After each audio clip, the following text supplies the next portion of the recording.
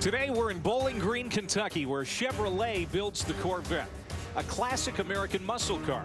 Today, Hugh Freeze brings his high-speed Liberty Flames in for their season opener after an 8-win campaign in 2019. Freeze is revving up the Auburn transfer Malik Willis to give his offense some horsepower.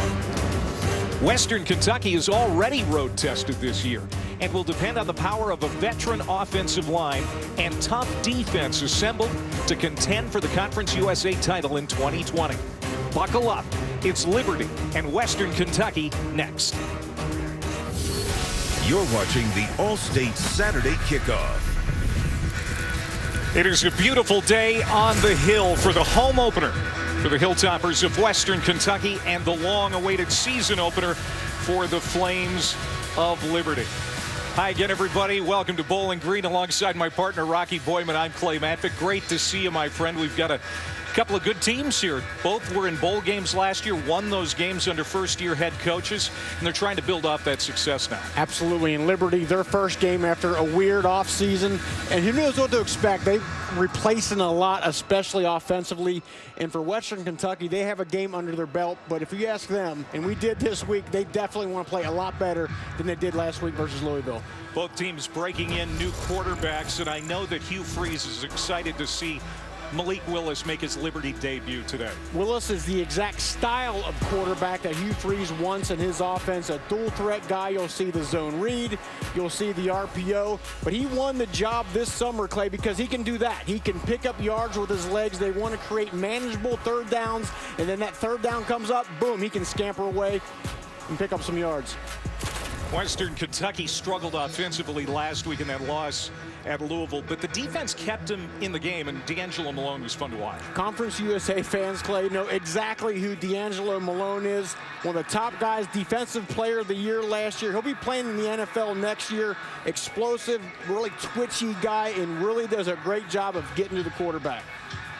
6'4", 230-pound senior out of Atlanta. We'll keep an eye on him.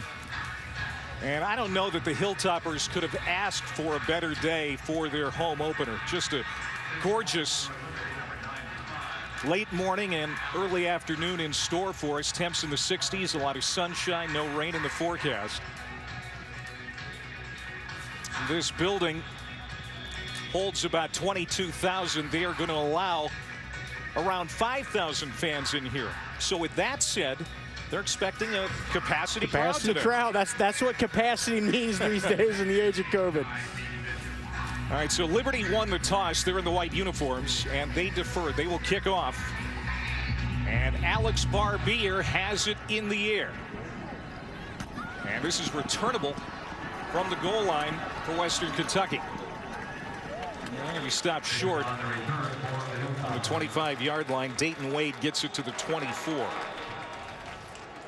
So Tyrell Pigram, graduate transfer from Birmingham, Alabama, 5'10", 210 pounds, is the starting quarterback. Quarterback play is the biggest question for this team. They think this guy, transfer from Maryland, can be the guy. And he is also a dual threat guy, and he does a really good job of picking up yards with his legs. Has to be better in the pass game, has to be better fundamentally in his throwing mechanics than last week. Gage Walker goes in motion out of the backfield. They'll throw on first down to Mitchell Tinsley, and he'll pick up a couple on first down. Pigram, no turnovers, no unnecessary sacks, make the routine throws. When we talked to offensive coordinator Brian Ellis, he said that's what he's looking for from his quarterback today. The other thing I want to see from Pigram is better touch on the football, better catchable balls for those wide receivers.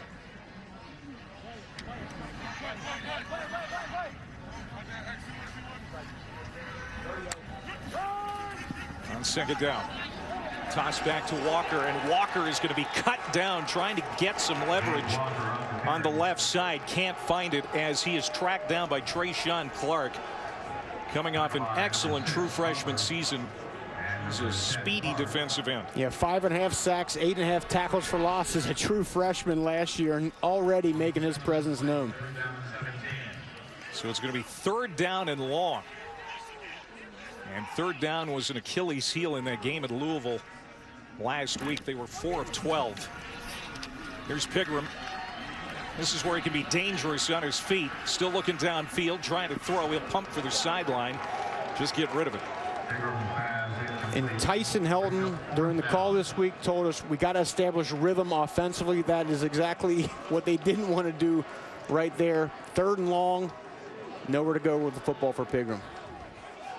So 3 and out for the Western Kentucky offense. As John Haggerty comes on, the Australian named National Punter of the Week after the Louisville game. Did an outstanding job flipping the field against the Cardinals. He has a cannon for a leg, Clay. He will try to do that right here. This is a low kick. Demario Douglas watches it roll toward the sideline, and it goes out around the 48 of Liberty. Here's Tyson Helton, last year's Conference USA Coach of the Year. And it's the same honor his dad Kim won at Houston back in 1996. Comes from a great family, and he is very optimistic about this year.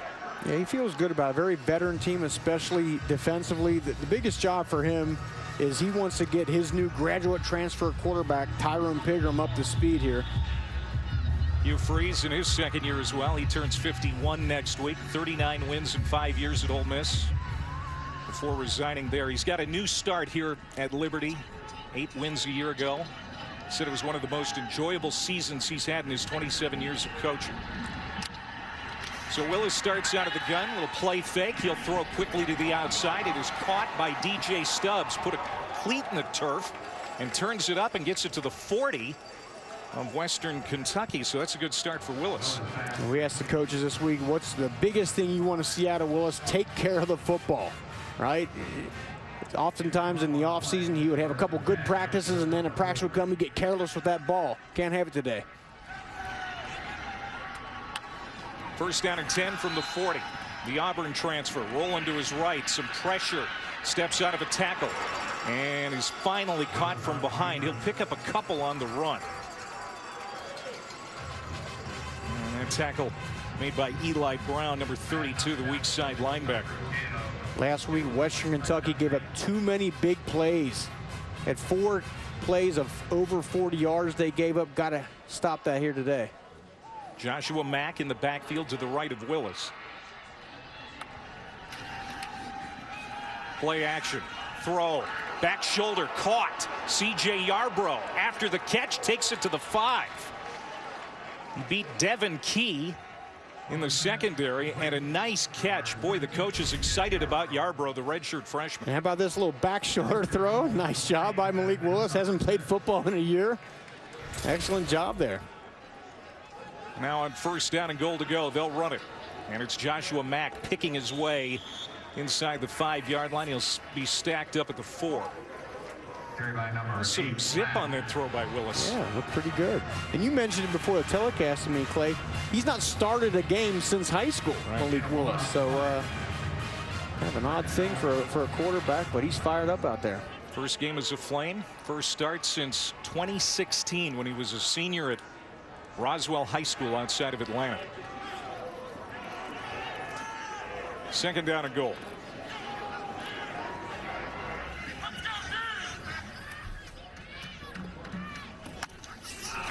Willis on the draw, finds a seam and takes it in. Not a bad first drive as the starting quarterback for the Liberty Flames, Malik Willis, capping it off to start the day. Hugh Freeze could not want much more out of an opening drive. Design quarterback run. They bring the running back, the fullback around right in the end zone.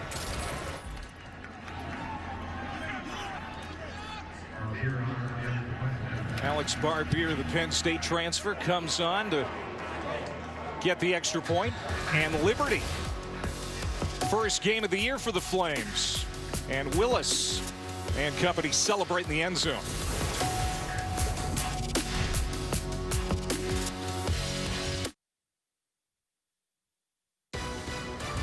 The Allstate Saturday Kickoff is presented by Allstate. Get a quote today. And in part by the fall flavors of the new Fall Blizzard Treat Menu. Only available at your DQ.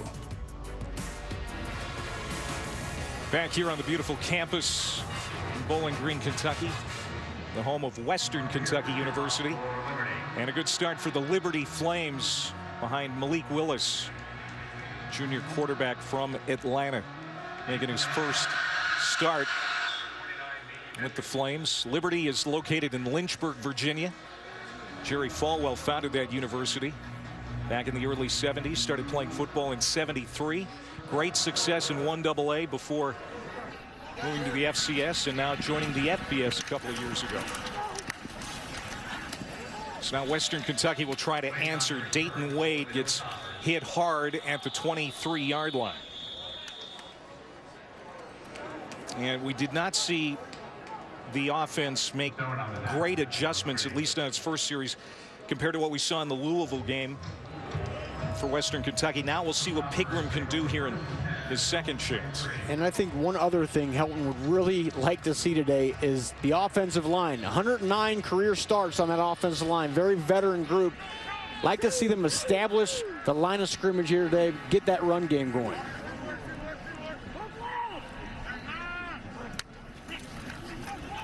Pressure up the middle. It's going to be a short run. Gage Walker. We talked about that O-line. Spencer, Witt, Jost, Meredith. 104 combined starts from those four dudes. And what a luxury to have with an odd off season. At least those guys have some sort of continuity. Second down and 7. Fake the handoff to Walker. Pigram got touched, eludes a tackle. It's across the 25 and is taken down at the 27. So here's another third down and fairly long for Western Kentucky. And nowhere to go with the football. Great coverage down the field by Liberty. And Pigram very, very dangerous with his legs, but that kind of revamped defense for Liberty doing a good job bottling him up so far. And they lost 5 starters from last year's defensive team, including their top 3 tacklers, but so far so good for the Flames. Third down and 6. Empty backfield. Pigram throws to the outside. There was a collision at about the 36-yard line. No flag. Chris Meganson in on the coverage, as Craig Burt was the intended receiver, but that pass nowhere close after he slipped down. So another 3 and out for the Hilltoppers. Yeah, making it hard on themselves. Not converting on first down, making second and third down easy on themselves.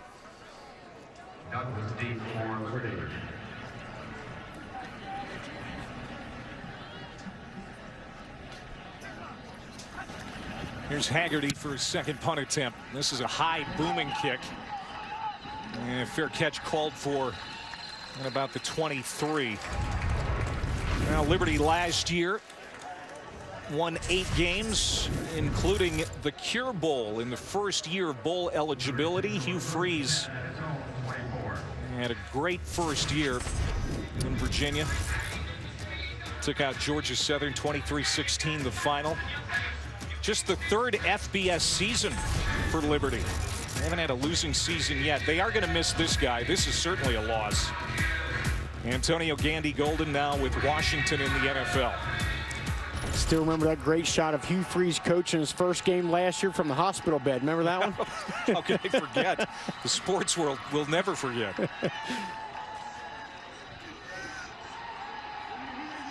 It's an impressive scoring drive for Liberty on their first possession.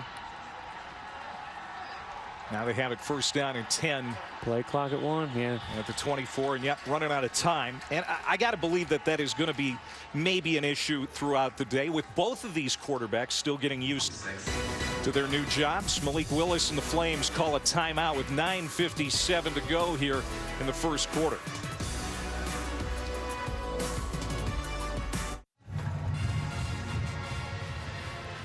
Hugh Freeze has a winning resume as a football coach. Ran into some trouble, of course, at Ole Miss, but has found new life at Liberty. And we talked about him coaching last year's season opener from the hospital bed high above Williams Stadium. Back issues turned into a staph infection. That was no laughing matter. He did get fully healthy about the second half of the year.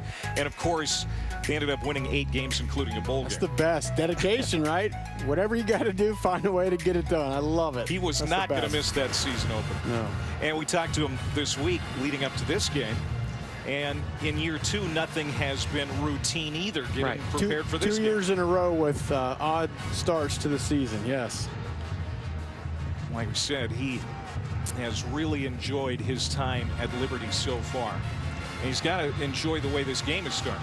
Absolutely, especially his offense comes in with a new quarterback, new wide receiver, new stud running back, and go right down the field and put 7 on the board. Go out of the pistol here. Peyton Pickett is in the backfield behind Willis. Play action.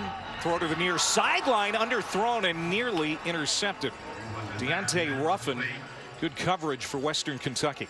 Yeah, and that's a forced throw right there. There was great coverage on the outside by Ruffin.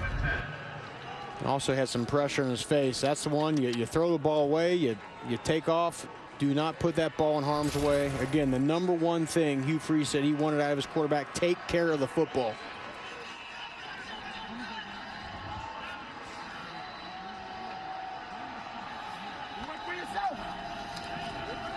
On second down, running along that right side. A handful. So third down and fairly long.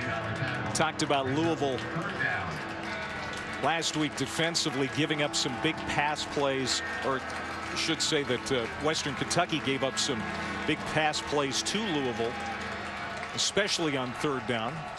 D'Angelo Malone, bottom of your screen on the line of scrimmage, number 10. Dynamic pass rusher.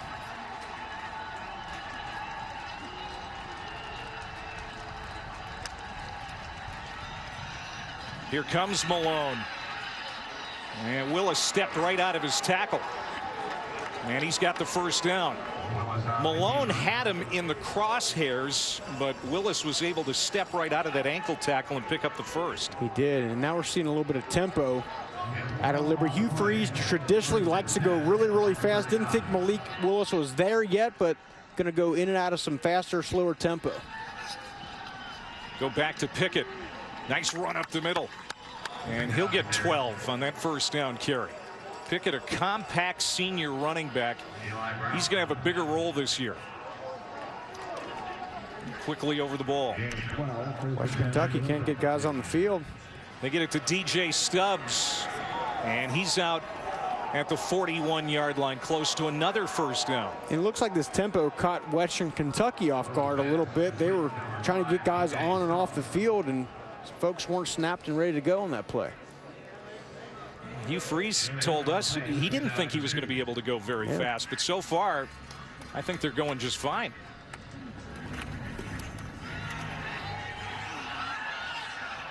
That's a catch, and out of the hands now of the receiver. Kevin Shaw had it and dropped it. Beanie Bishop in coverage. It'll be third down. Bishop did a great job in coverage, even able to get his head back to the ball. It was really a great throw. Just Shaw could not haul that one in. Great ball placement, though, by Malik Willis. Shaw, their third leading receiver last year. He wishes he had that one back. Third down and short. They pitch it to Pickett. And he's going to be run out near the 40-yard line. I don't think they got it. I think he's going to be a little bit short, maybe a half-yard short. They may go for it here. Kent Austin is Hugh Freeze's offensive coordinator. He usually handles the play calls in situations like this. We'll see what he dials up on fourth down and 1. Liberty brings 2 tight ends, heavy formation onto the field. Willis, the keeper, dives ahead for the first down. Well, this guy doesn't look like a player who hasn't started a game in 4 years. He was excited.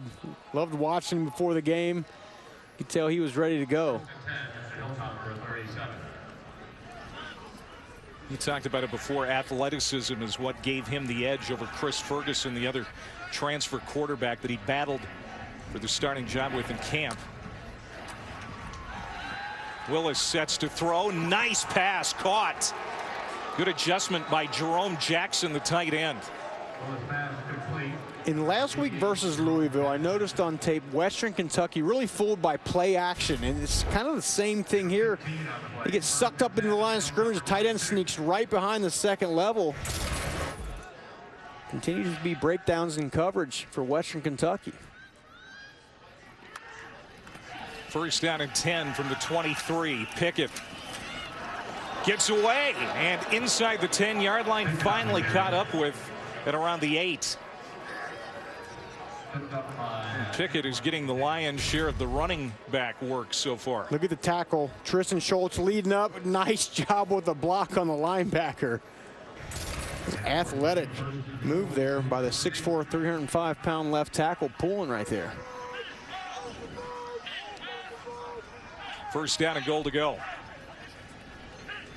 Liberty leading 7-0 here in the first quarter. Trying to add to it. Willis is going to be taken down for a loss at the 10 by Antoine Kincaid, the strong safety, stepping up. Willis on the keeper.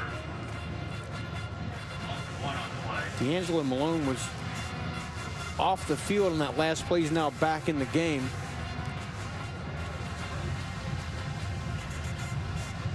It'll be interesting how they attack Malone. He's a guy, he's so fast. Do you want to run away from him, or do you want to try to run one right at him so he can't use that speed off the edge?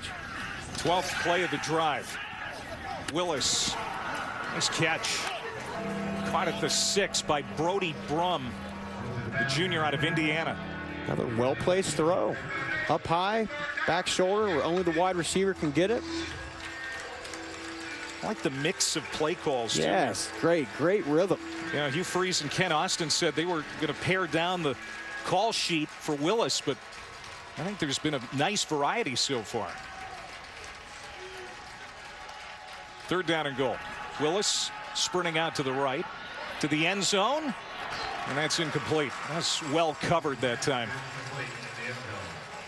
Bishop doing a good job, and that'll bring up fourth down. And Alex Barbier will come out for a field goal attempt. I like what Liberty did there. They went up tempo, then they slowed it down. I think that's the best way to do it. It's like a change up in baseball. You don't keep throwing the fastball all the time. Change it up, high speed, and slow it down a bit. Barbier from 24 yards out makes it 10-0 Liberty. The Flames in their season debut rolling so far here on the Hilltop.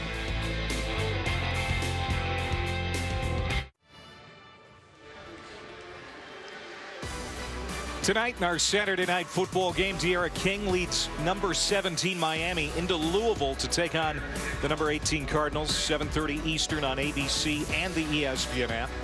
Saturday night football presented by Capital One. Malik Cunningham was certainly good against the Western Kentucky defense. No question. He's got a lot of great weapons on the outside, too. Tutu Atwell, Des Fitzpatrick. But Miami last week versus UAB, 337 yards on the ground. Wow. Dayton Wade is going to field this at the 9. Goes to the other side of the field. Stays on his feet. Now he's going to be swarmed under at the 11. Dayton Wade covered a lot of ground, but not a lot of yards to show for it. We're going to get our first flag of the day.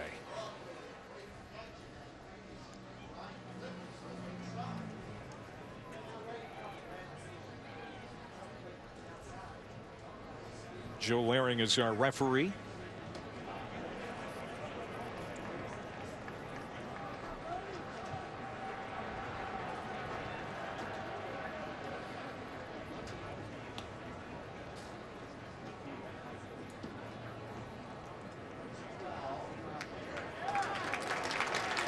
Mic issue, but it is a personal foul for a face mask against Liberty. So Western Kentucky, which needs a break now, gets one on the penalty. Exactly. They have needed one. Again, theme of the week for this offense. Got to have some rhythm. Get one play going well, then another one, then build on top of that. They've not been able to do that here so far today. So the 15-yard penalty puts it at the 28.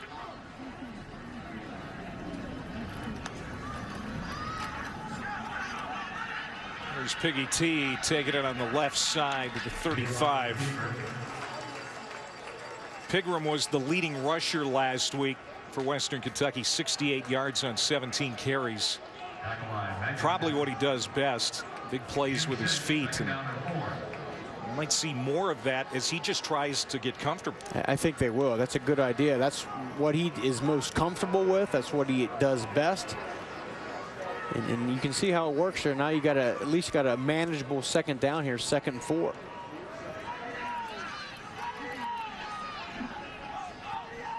Mitchell Tinsley goes in motion. Pigram hands it off. That's Gage Walker. And he's got a first down for Western Kentucky. Over 1,200 yards rushing last year. He was second team Conference USA. He was very quiet last week, but if Walker can get going, that would be good for the Hilltoppers. No question. Quarterback's best friend is a run game and a running back that can pick up yards, and again, manageable third downs is what they want. Play action. Pigram steps up in the pocket, and he is going to be sacked down at the 41-yard line. And that is Ralph Rusens, 5th-year senior nose tackle out of Latvia. Rusens a big boy, 6'6", 325. Shows some athleticism there.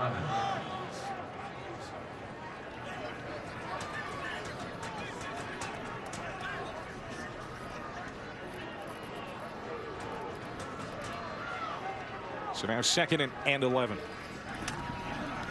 Walker. Great pursuit there. And the Liberty defense brings up another 3rd down and long. That time it was Darrell Johnson, JUCO College All-American last year. So far, this defensive line for Liberty doing a really good job against an experienced Western Kentucky offensive line.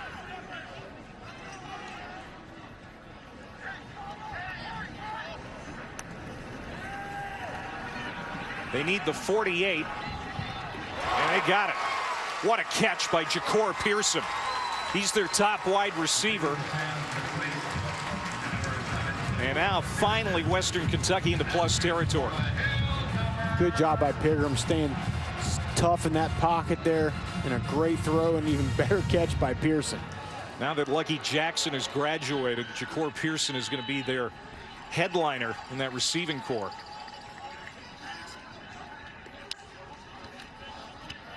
They'll go back to the ground. Walker cuts it up. And he's going to be cut down at the 36 as this offense is finally finding traction.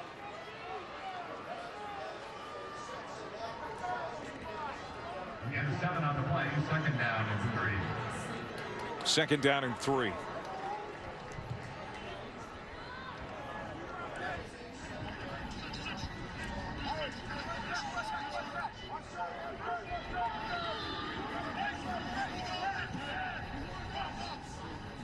That's the tight end Joshua Simon going in motion to the left. They set up a screen for Pearson, and it pays off. Another first down for the Hilltoppers.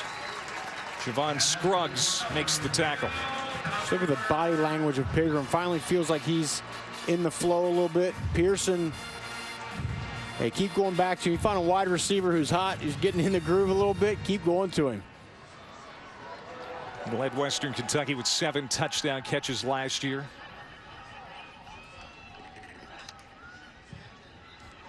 He had some big play moments in that game against Louisville. Also had a fumble. And he wanted to have a big day today. You know that.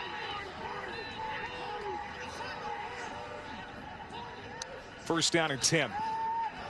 Almost intercepted. Batted down at the line by Darrell Johnson. He is 6'4", 235 pounds, and Pigram couldn't get it around him.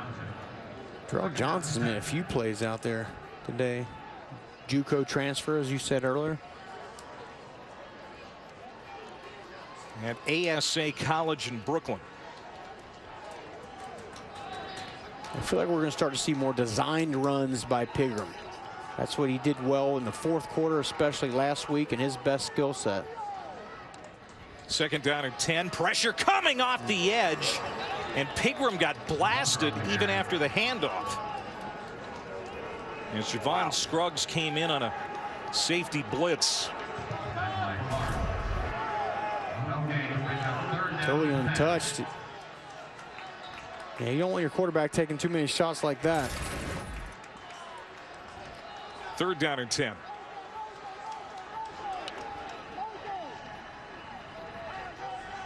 Now Pigram looks over to the sideline.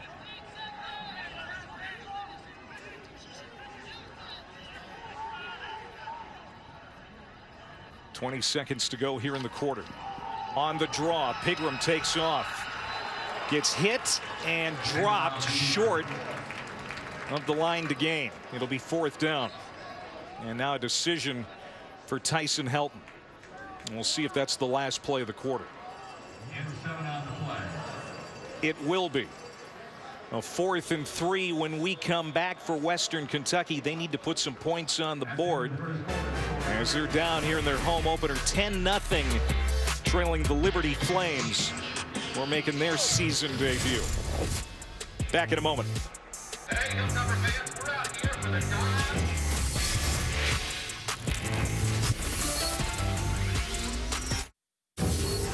Welcome back to the All-State Saturday Kickoff. Now the best drive of the day for Western Kentucky is going to end in a field goal attempt. Tyson Helton had time to think about it.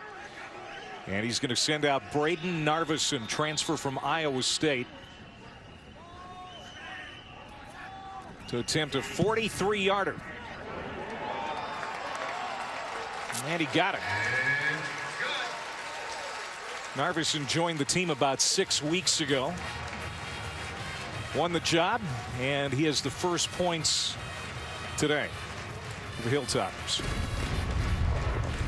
A 9-4 record last year in Tyson Helton's first year. He inherited a 3-9 team. Remember, they lost that opener to Central Arkansas, but then after that, they started really getting together, put a nice season together. Beat Western Michigan, the First Responder Bowl, and was named the Conference USA Coach of the Year. Back here on the Hill, he was the offensive coordinator for the Hilltoppers in 2014 and 15, then moved around, was Tennessee's offensive coordinator in 2018 and USC's quarterback coach for a couple of years under his brother Clay.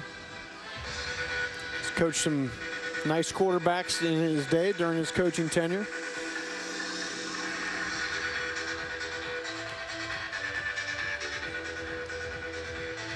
And he's certainly happy with that drive. The first 2 drives by Western Kentucky just starting off on the wrong foot. There were some penalties, then negative yardage plays. Finally got going on that last drive.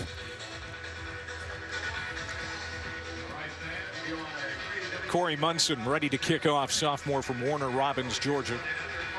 And Shedro Lewis, number 1, is back on the goal line for Liberty.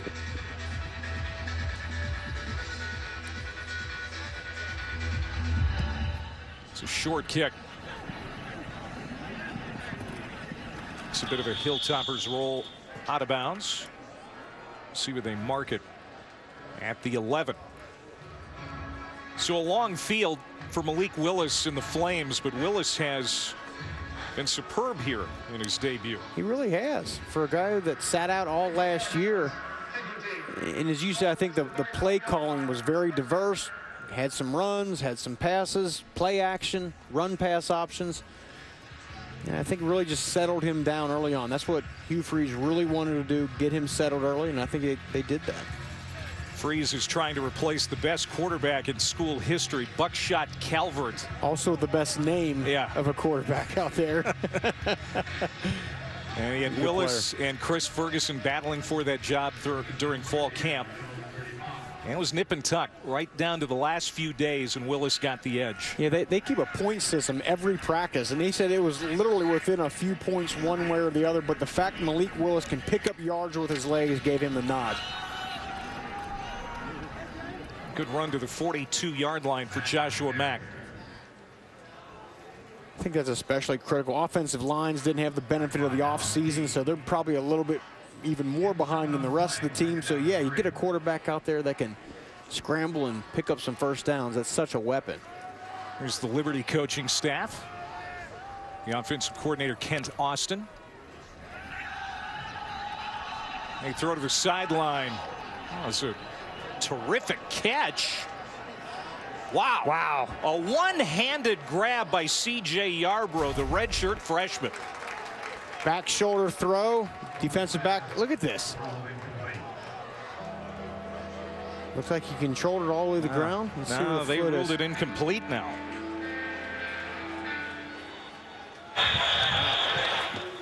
They're going to look at Previous it. play is under review. Looked to me like the right foot was down and hauled it in. Well, when I first saw it, I thought it was incomplete. But I don't know. I think that's a tough call. And these kids in these one-handed catches these days. In the opening weekend, Texas State wide receiver Jeremiah Haydell made like an Odell Beckham Jr. type catch in the back of the end zone. This is very similar. All right, so let's go to the rule book here. To be a catch, a player must have control with at least 1 foot in bounds, complete the catch, and have enough time to make a second act common to the game. Did he have complete control here? Foot is down. Certainly. Right there, that foot is in. I see green in between the white shoe and the white sideline. I don't see anything. Wow, that's. And it was ruled incomplete, correct? Right. So, it's do you have enough video evidence to overturn it? In my opinion, you do. That looks like a catch to me. Our replay official is Bradford Smith. He's looking at it right now, and he's getting the same looks you're getting.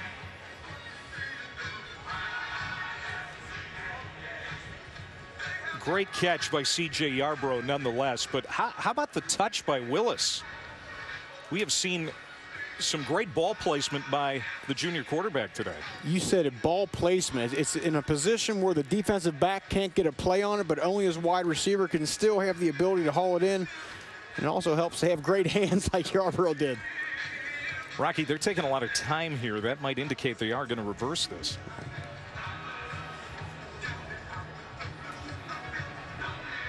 And the chains are moving. That's going to be a catch for C.J. Yarbrough, we expect.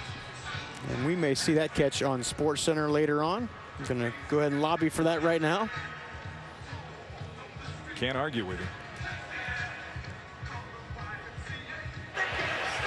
After review, the ruling on the field has changed to a catch. Completed catch at the 37-yard line. Be first down. I think they got that right. Agreed. Totally. There's got to be indisputable video evidence to overturn it. Bradford Smith looked at it. He believes there was, and so they mark it at the 37-yard line. The key was the ball did not move. It never hit the ground, was secured all the way, and again, there was green in between the foot and the white sideline. C.J. Yarbrough, they are very excited about the redshirt freshman from Tanner, Alabama. You see why. Here's Joshua Mack again. And he'll get about 4. Yarbrough has been nursing a shoulder injury. And I'm not sure which shoulder it is, to be honest. Right. But if it's the right shoulder, that makes that catch even more incredible. Looked pretty healthy. Correct.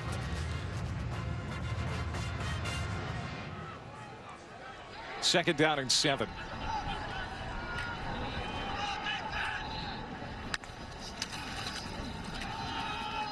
There's Mack taken off. Room to run to the 15 and to the 10-yard line. Joshua Mack finally caught by Kincaid. There's a There's a penalty marker down. Holding. 75 offense. 10-yard penalty for the spot of the foul. Still second down.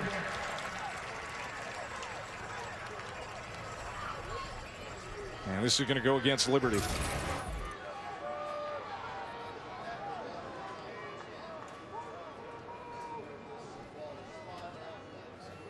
And we see where they spot the football.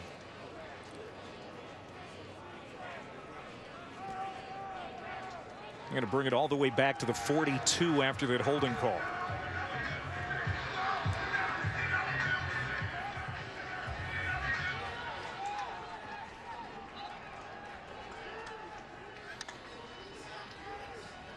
Willis, design quarterback run. He took a pop at the 36. He was stung by Devin Key, fifth-year senior out of Lexington, Kentucky. From his free safety position, laid a stick on it. So now 3rd down and 9.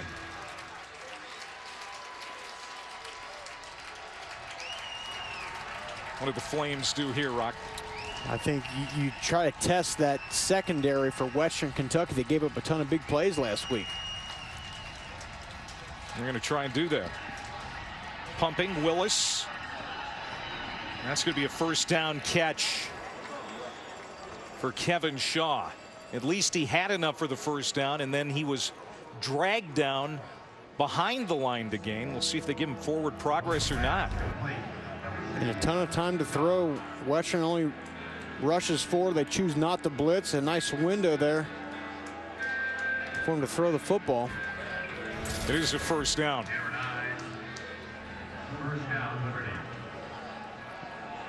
So far, Western Kentucky's defensive line has not made Malik Willis uncomfortable at all today. Willis now over 100 yards passing and looking for more here. That's incomplete. Yeah, there it is, flag. Yarbrough, the intended receiver, and he was interfered with. Roger Cray in on the coverage.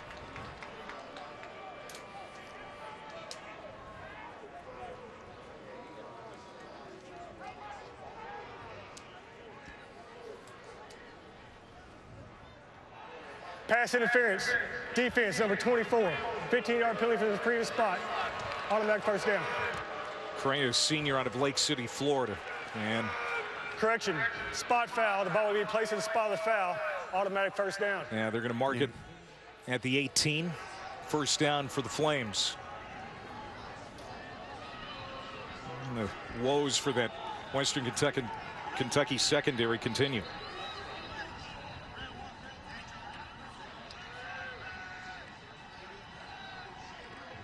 Just over 12 minutes to go here in the 1st half. It'll be Willis on the RPO run. Out at the 11.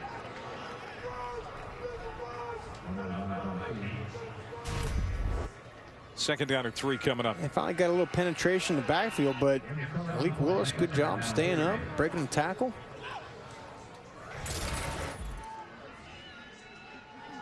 Willis, also the Flames' leading rusher today.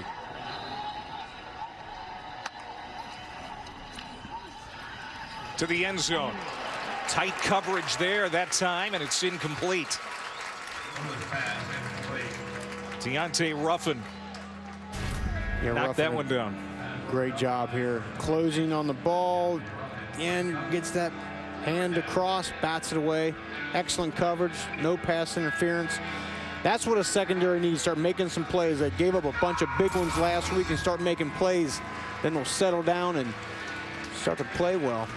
It's a veteran defense. 9 starters back. 8 are seniors, including Ruffin. They're trying to buckle down here. 3rd down for the Flames. They run it with Mack.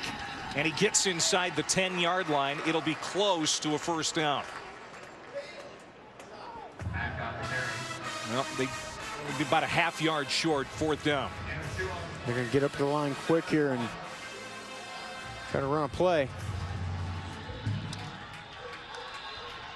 Willis hands off. Mack. And now they're going to whistle the play dead. Timeout was called first. And it was called by Western Kentucky. And we're going to take a break as well. 11-12 to go in the half. Liberty leading and on the march again.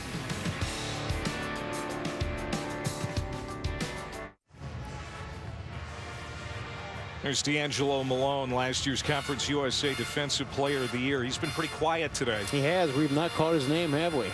And look, Liberty is doing a good job. They're not exactly sitting Malik Willis back in the pocket and allowing that rush of Malone to get to him. A lot of quick passes, run pass options. But he has got to be a factor for this defense. 2 scoring drives for Liberty.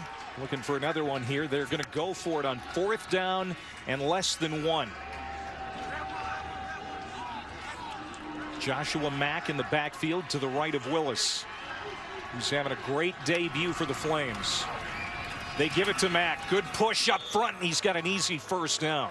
Mack on the carry. Hugh Freeze really likes his stable of running backs, including Mack. He had a lot to replace this year on offense: a 3,000-yard passer, a 1,000-yard rusher, and a receiver. Oh. Usually it's tough to replace just one of those. He had all 3. It's Mack again, trying to spin out of a tackle at the 4. Finally collared and brought down by Kincaid and Key. There you see Buckshot Calvert, Frankie Hickson, and Antonio Gandy Golden. He's on to greener pastures. Some big numbers last year, all gone. So far, with a abbreviated offseason, they look pretty good. Good rhythm, good diversity of play calling. Running backs running well. Offensive line looking good. Here's Willis taken off to the end zone. Got it. Touchdown. Malik Willis. You can add to that list of things, good decision making. And there's a touchdown for the junior from Atlanta. A really good job on the zone read. Waits the blocker, gets out in front. He sees the daylight and just cuts it up. I think that play was designed to go more to the outside, but he saw the opening, turned it up north-south, and got in the end zone. Really impressive. As we've said, did not play football all last year, sat out as a transfer. Played a couple years at Auburn, about 15 games of experience, but here in his first start, as you said, since 2016, really managing that offense.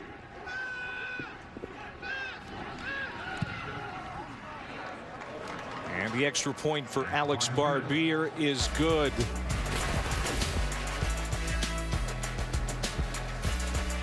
"11 plays, 65 yards, and a Willis touchdown." It's 17-3.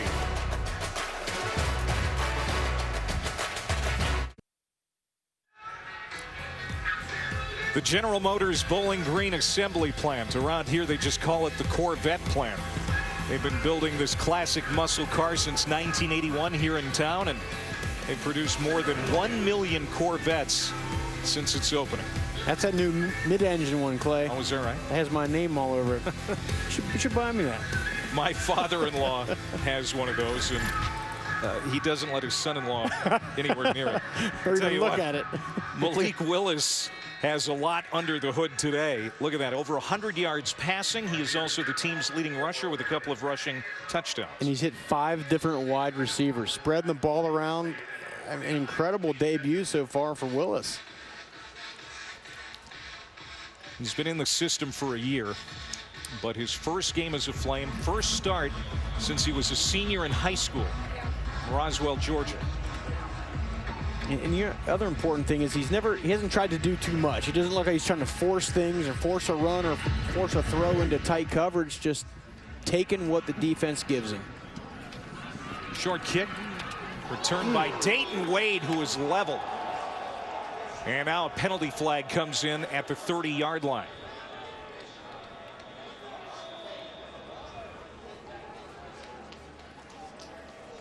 That was Micah Glaze with a big-time hit. That sideline got fired up, Clay. Now, this was a team very excited to finally get a chance to come on the field.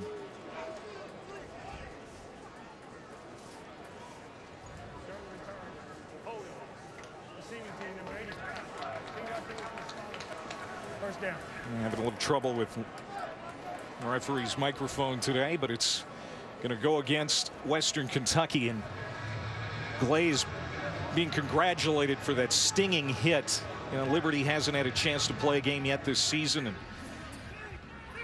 They are coming out like a house of fire so far. And didn't get to do a lot of hitting in the preseason, right? A lot of coaches, I think Hugh Freeze told us, they did 2 scrimmages where they tackled a little bit, not a ton. So nothing can ignite a sideline and get a team's juices flowing like a big hit on special teams. Western Kentucky needs to get its offense going. It's kind of been the story for them all season. And another play that goes nowhere. Gage Walker enveloped in the backfield. Anthony Butler, the middle linebacker, the senior transfer from Charlotte, makes that tackle. Look at the first 2 drives. And the difference, Clay, is on their scoring drive, they get positive yards on first down. Their first 2, and now this one, negative plays on first down. Just cannot start behind the chains like that. He showed some positivity on that last drive that resulted in a field goal, but they're in a deep hole here to start this series. And now it's 2nd and 11.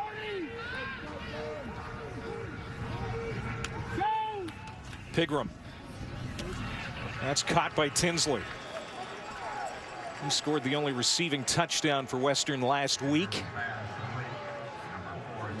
And watch this, though. This is, I mean, wide open, but just throws a little bit too far out in front of him. Tyrell Pigram, one of his faults you watch on film is he never throws a lot of catchable balls where he hits the wide receiver in stride. It's always a little behind or a little bit out in front. Allow those wide receivers, give them a chance to make some plays. Now timeout called. And this is called by Liberty. Their second timeout. Timeout, Liberty. 3rd down and 6 coming up for the Toppers. 8:53 to go in the half. 17-3 Flames on top.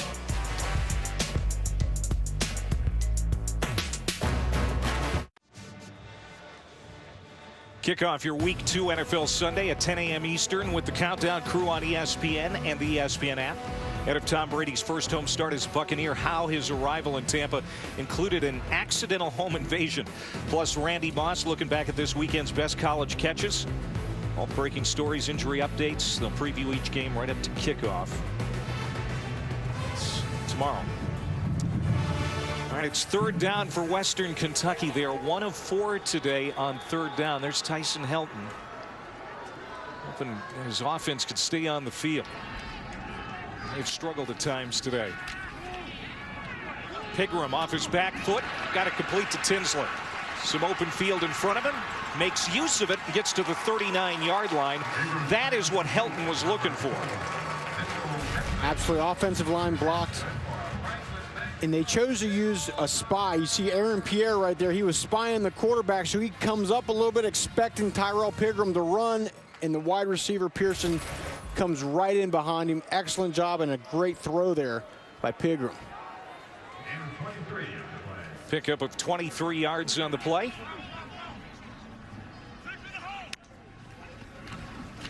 We'll go back to the ground, and Gage Walker finds some leverage on the outside. Good run. First down into Liberty territory.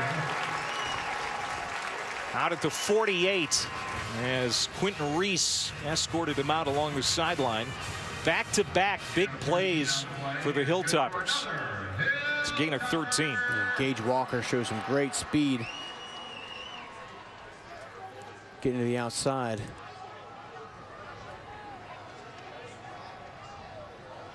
The offense only had 245 yards total last week against Louisville. Maybe starting to get going now here today as Pigram takes off. Flag comes in. Down at the 44 is Tyrell Pigram. Javon Scruggs on the stop.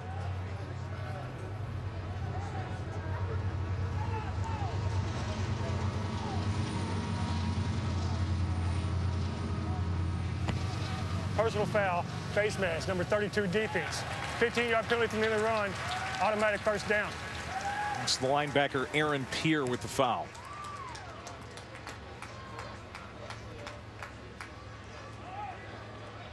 Face mask, the call on Liberty. See if we can find it here. First and 10 Hilltoppers at the Liberty Yeah, right at the end, looks like the left hand bringing Pigram down with the face mask. New set of downs. From the 29, Pigram looking to throw. Has a man open. It's caught. Joshua Simon, the tight end. And he rolls out at the 11. So here's Western Kentucky with some rhythm now and knocking on the door. Clay, first time all day we've seen this Western Kentucky offense in rhythm. Play action passes, some nice runs. You got the quarterback run by Pigram. This is the style of offense they want. Just diverse, spread the ball around, and really lean on the quarterback run, especially down here with Pigram. Malik Staples, the big converted linebacker in the game at running back, but they flip it to Ja'Cour Pearson. And he is taken off of his cleats at the 6. Like Pearson on that jet sweep occasionally. Second down and goal to go. Enter 5 on the play, second down and 5. Tyrell Pigram, grad transfer from Maryland.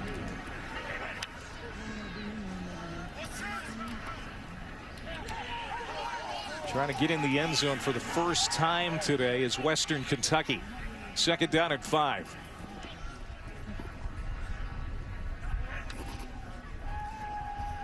Pigram lofts it to the end zone, has a man, it is caught. Tinsley with the touchdown.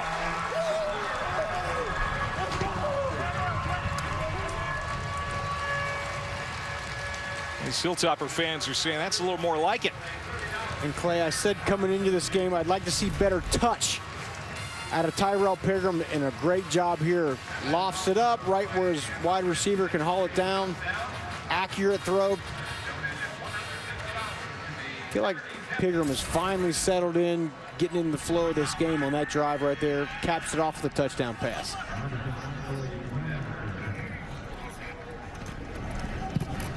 Narvison's extra point is good, and that makes it 17-10.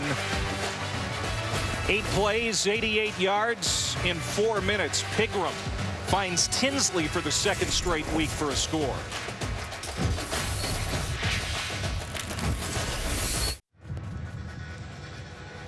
Tyrell Pigram with his second touchdown pass of the year. Both are to Mitchell Tinsley now. All 3 touchdowns last week in the loss at Louisville was scored on short fields. So the 88-yard drive, the longest scoring drive of the year for Western Kentucky. They're back in this one now, down 7.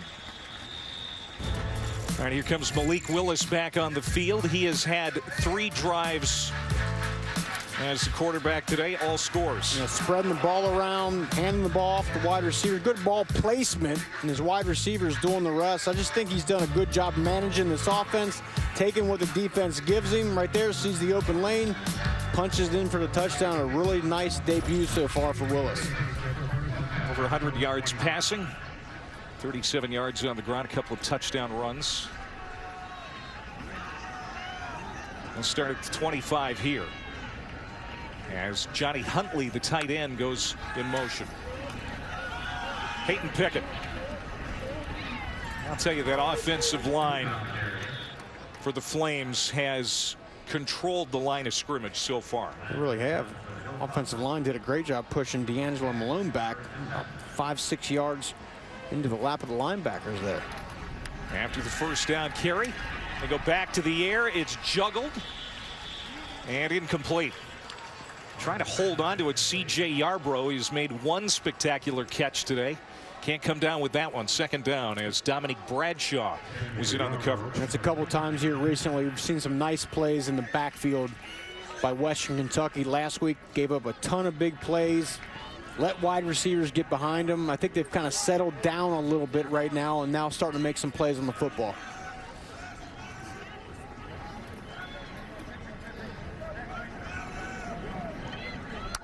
.5:53 before half.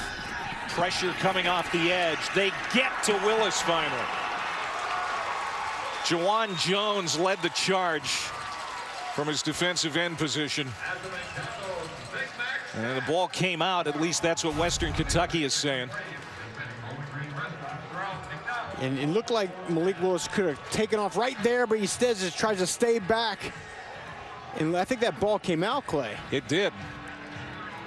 Juwan Jones knocked it loose, too. But apparently, the Flames were able to get back on it somehow. Take care of the football. That's what Hugh Freeze said his #1 piece of advice to his quarterback was. And Liberty got lucky, but cannot have that football on the ground.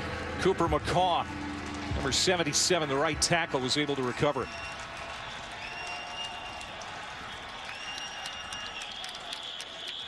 And now timeout, Liberty. Prior to the expiration of the play clock, timeout, Liberty. It's a 3rd and final timeout. Timeout, Liberty.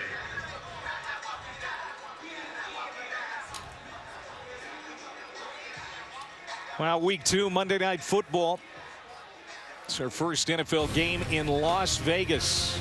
The Raiders home opener at Allegiant Stadium. It's going to be fun. The Raiders hosting Drew Brees and the 1-0 Saints.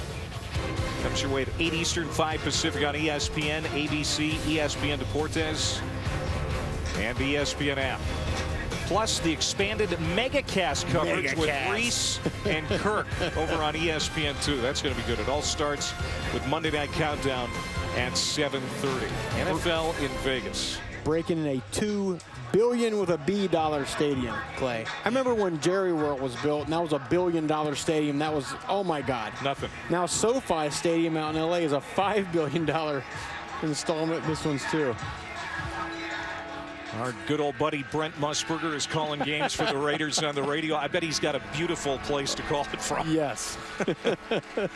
So it's 3rd down and 17 for the Flames after they called their last time out.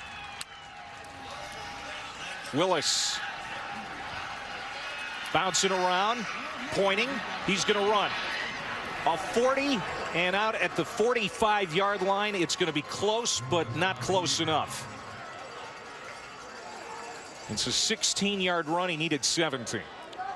And they're going to go for it. They get up on the ball quickly. Aggressive.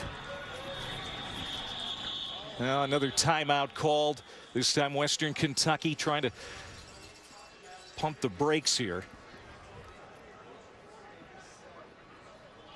And if nothing else, getting up the ball and snapping like that's the 2nd time they forced Western Kentucky's defense to call a timeout. You'd love to save those timeouts for your offense. Questionable here. They dropped D'Angelo Malone into a spy role. He goes over to the other side of the field, and that's right where he should have been. You'd like to see a pass rushing demon like Malone get after the quarterback a little bit instead of dropping into a coverage or a spy role. We said Willis, a dual threat. Transfer from Auburn. Played sparingly at Auburn, getting a chance to be a starter. Has looked good today. And they're talking about what they're going to do here on 4th down and 1. Fansville College Football Update presented by Dr. Pepper. 10 ranked teams playing today, including a head-to-head top 25 game tonight between Miami and Louisville. Can the Big 12 rebound as the Sun Belt had them licking their wounds last week? 3 losses to the Sun Belt. Yeah. And Pac-12 CEOs to meet Thursday about trying to get their season restarted. Liberty 2 for 2 on 4th down attempts today. It'll be Pickett with enough for the 1st down to keep this drive alive. They'll move the chains. I'll tell you what, Liberty's offensive line has a lot of confidence right now in their ability to handle the front of Western Kentucky, which, again, that's a very experienced unit up there for the Hilltoppers. And right now, Liberty is controlling that line of scrimmage. A lot of confidence to run these 4th down plays.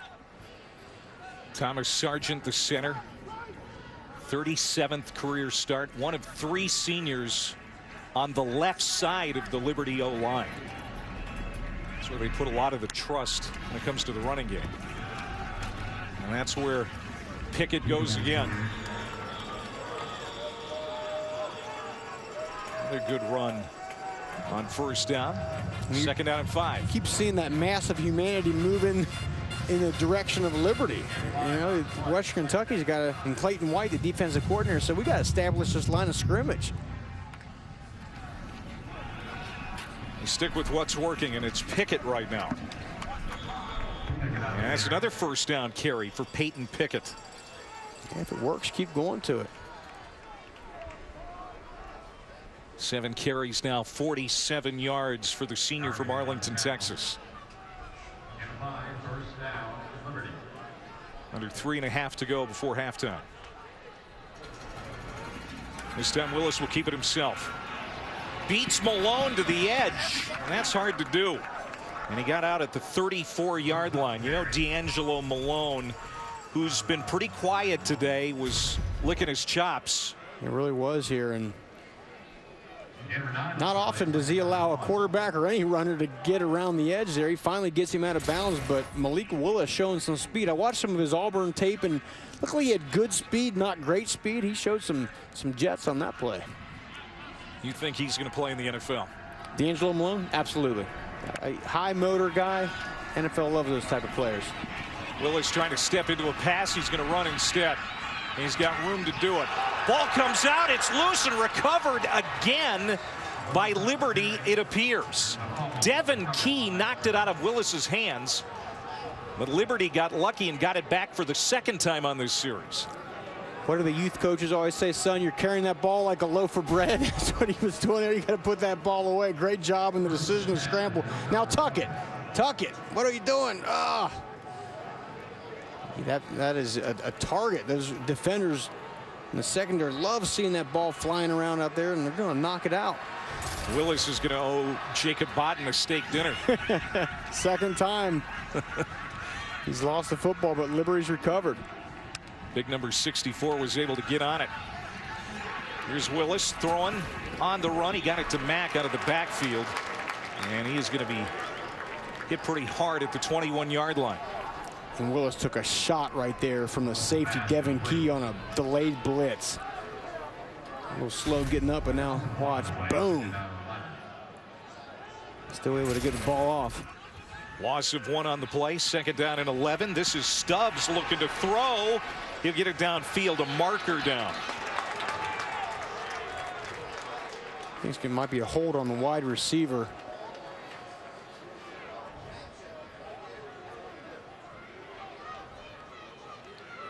Number 88, Jerome Jackson, appeared that he was the guy who was holding.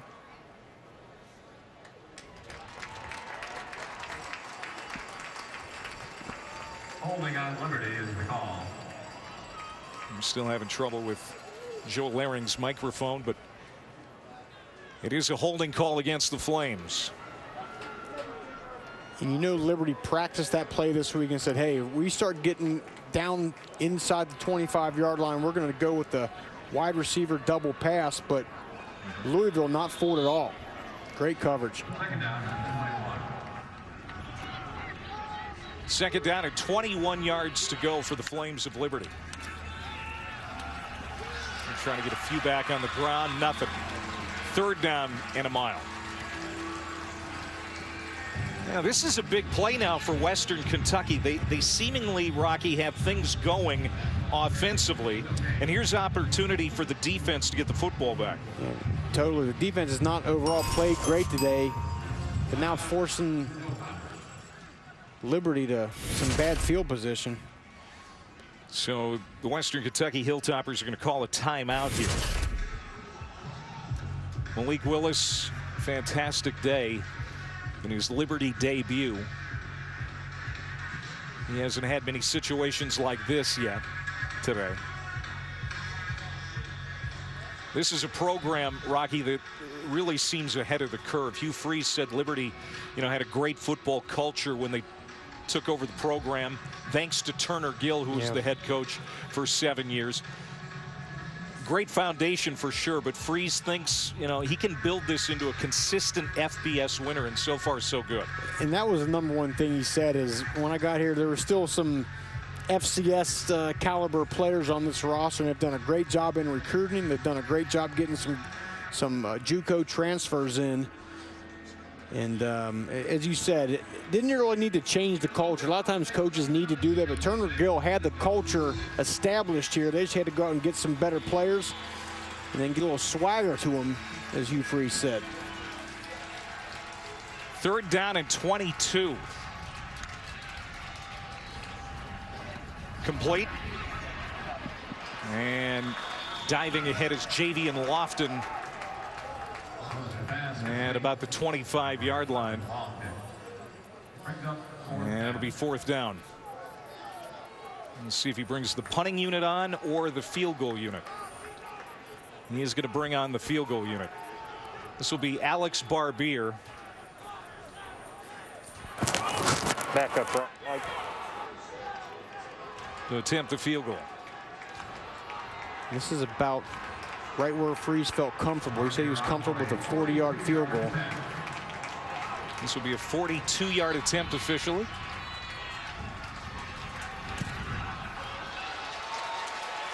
No good. Western Kentucky may have got a hand on it.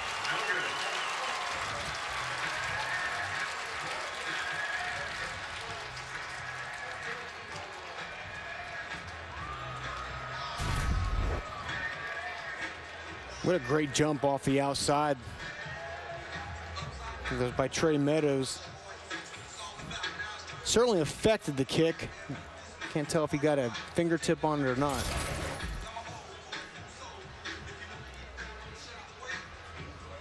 So the first time that Liberty's drive doesn't end in a score. 39 seconds to go.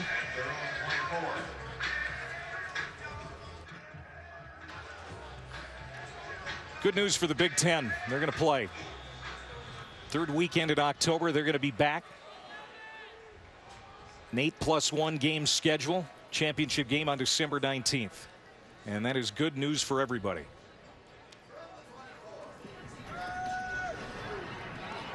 Rolling out. Pigram. Nothing downfield. He throws it away. So after a couple of punts on the opening 2 drives, the Western Kentucky offense found some rhythm here in the first half. They did that last drive. Pigram 5 for 5.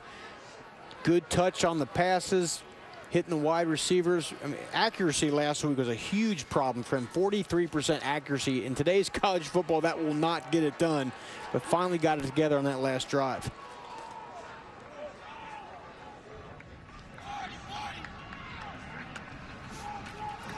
Pigram pumps. He'll step up.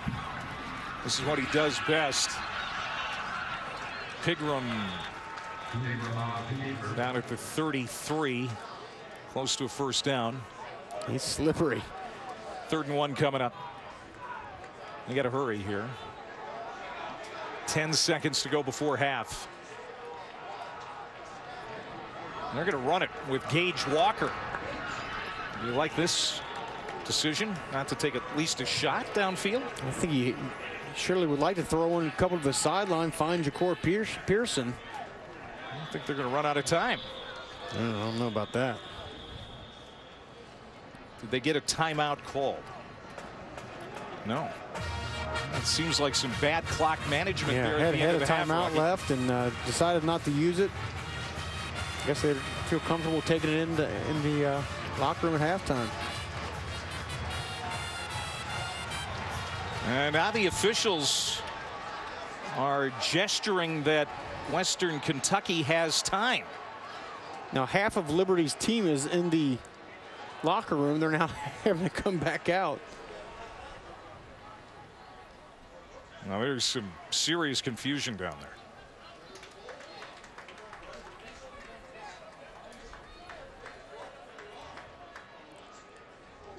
I think when you're not aggressive toward the end of a half, it shows the confidence level in your quarterback. And maybe Ty Helton doesn't want to risk a errant throw or a turnover there by Pigram.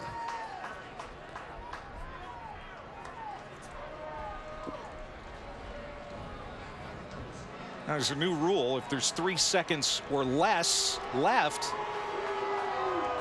you know, they can't call players back onto the field for another play. And there's certainly that. Yeah, there's 2 seconds. Wind the clock. Yeah, the half is over. Out, yeah. Western Kentucky is unable to get on the board before the end of the half. 17-10 Liberty under second-year head coach Hugh Freeze with the lead at the break. Coming up, our halftime report with Kevin Connors and Jim Mora. 17-10 Flames at the break.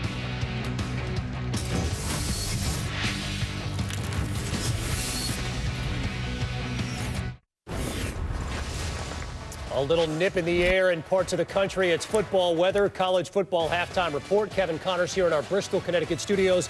So happy to welcome in the coach Jim Mora in our LA studios. Boy, coach, brutal start for the Big 12. Well, they're struggling. You know, besides Oklahoma and Texas, you're not seeing a lot of great play out of the Big 12 at this point. And Oak State struggling today, taking on Tulsa at home. You want to talk about a disastrous play in the first quarter here, coach? Well, you got a 3rd and 1, I think it is. No, that was actually a 1st and 10. Chuba Hubbard fumbles. You lose your quarterback, Spencer Sanders. Tulsa is playing inspired defensive football. To be able to keep such a high-octane offense down, you see Sanders leaving the field right there, and then they get a 4th down stop, and they're able to go 3 plays and a touchdown to get the lead going into halftime. This is surprising to me, and we'll see how it plays out. Zach Smith to Josh Johnson, Tulsa on top. Meantime, Austin Peay, Cincinnati. Bearcats were great a season ago, and they're picking up where they left off, coach. I did a game last year, a Cincinnati game, and I couldn't be more impressed with what Luke Fickell's doing there. I really like their defensive coordinator, Marcus Freeman. I think he's a rising star, and they're kind of having their way with Austin Peay today, so people might downplay it, but I can just tell you from being there, this is a really good football team. They've got a great quarterback in Desmond Ridder, and today they are pounding the ball down Austin Peay's throat, as you can see here. But this is a good football team. Let's pay attention to Cincinnati as the year goes on. 3 touchdowns for Jared Dokes, who's 28-3. Meantime, Syracuse and Pitt first quarter. Kenny Pickett, Jordan Addison, 27 yards. Yep, you're seeing Pitt do it through the air. Last week they did it on the ground, but that's just a beautiful throw between 2 defenders on the money. Had to put the perfect touch on it to get it there. Syracuse lets its quarterback get hit way too much, coach. You know, that has been a problem for them for the last 2 years. They changed offensive coordinators. They went to Sterling Gilbert, hoping to get the ball out of the quarterback hands quicker. But they do get hit. Now, this is a really nice throw here to get the ball down the field and into the end zone. Rex Culpepper, great story. He battled cancer a couple of years ago, finding Taj Harris, but then Pickett plunging in from a yard out. Back and forth they go in the Steel City. Pitt on top of Syracuse 14-10 on the ACC network at the half. Duke Boston College, the start of the Jeff Hafley era at BC. First quarter, 1st and goal. David Bailey going to hammer it in. Old power football right there. They had 3 tight ends to the right, overload to the right, and they ran it to the right, and they scored to the right. How about this run here from Mateo Durant, coach? This is a really nice play. He made a nice cut at the line of scrimmage, broke a tackle, but a tremendous job by the offensive line sealing things off, and then that young man got into the open field and made things happen. Duke missed the PAT 7-6 game midway through the second. Deion Jackson fumbles, recovered by BC. Low-scoring game right now, and it's the Eagles leading Duke 7-6 at the half. Meantime, Navy Tulane. Green Wave had to rally a week ago to pick up its first win of the year. They are gashing this Navy D, coach. Tulane looks really impressive, throwing the ball, running the ball. I think they're inspired. They just gave their head coach, Willie Fritz, a contract extension through 2027. But what I've been most impressed with, even though we're looking at Tulane offense highlights, is their defense. They've held Navy to 14 yards passing and 45 yards rushing. How about a little rush here from Fat Watts, PHATs, every bit that, huh? 24-0 Green Wave lead over on ABC. Meantime, huge news in baseball. Astros ace Justin Verlander revealing today he needs Tommy John surgery. Obviously will miss the rest of this season, much of, if not all, of next season. A huge blow to the Houston Astros. Meantime, speaking of baseball, we got a great Sunday doubleheader. Giants, A's, the Bay Series. Oakland leading the AL West. You'll see that 4 Eastern. ESPN. Baseball tonight comes your way 3 Eastern. And in the nightcap, Twins and Cubs. Might that be a World Series preview? You never know. 7 Eastern, ESPN and the ESPN app.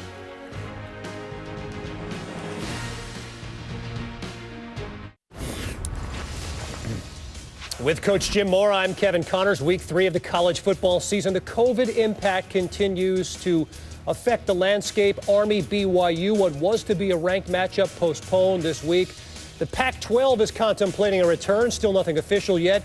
And how about good news in Columbus? A couple of Ohio State players have opted back in, including elite corner Shaun Wade. Speaking of the Big Ten, it has mapped out its plan for a return.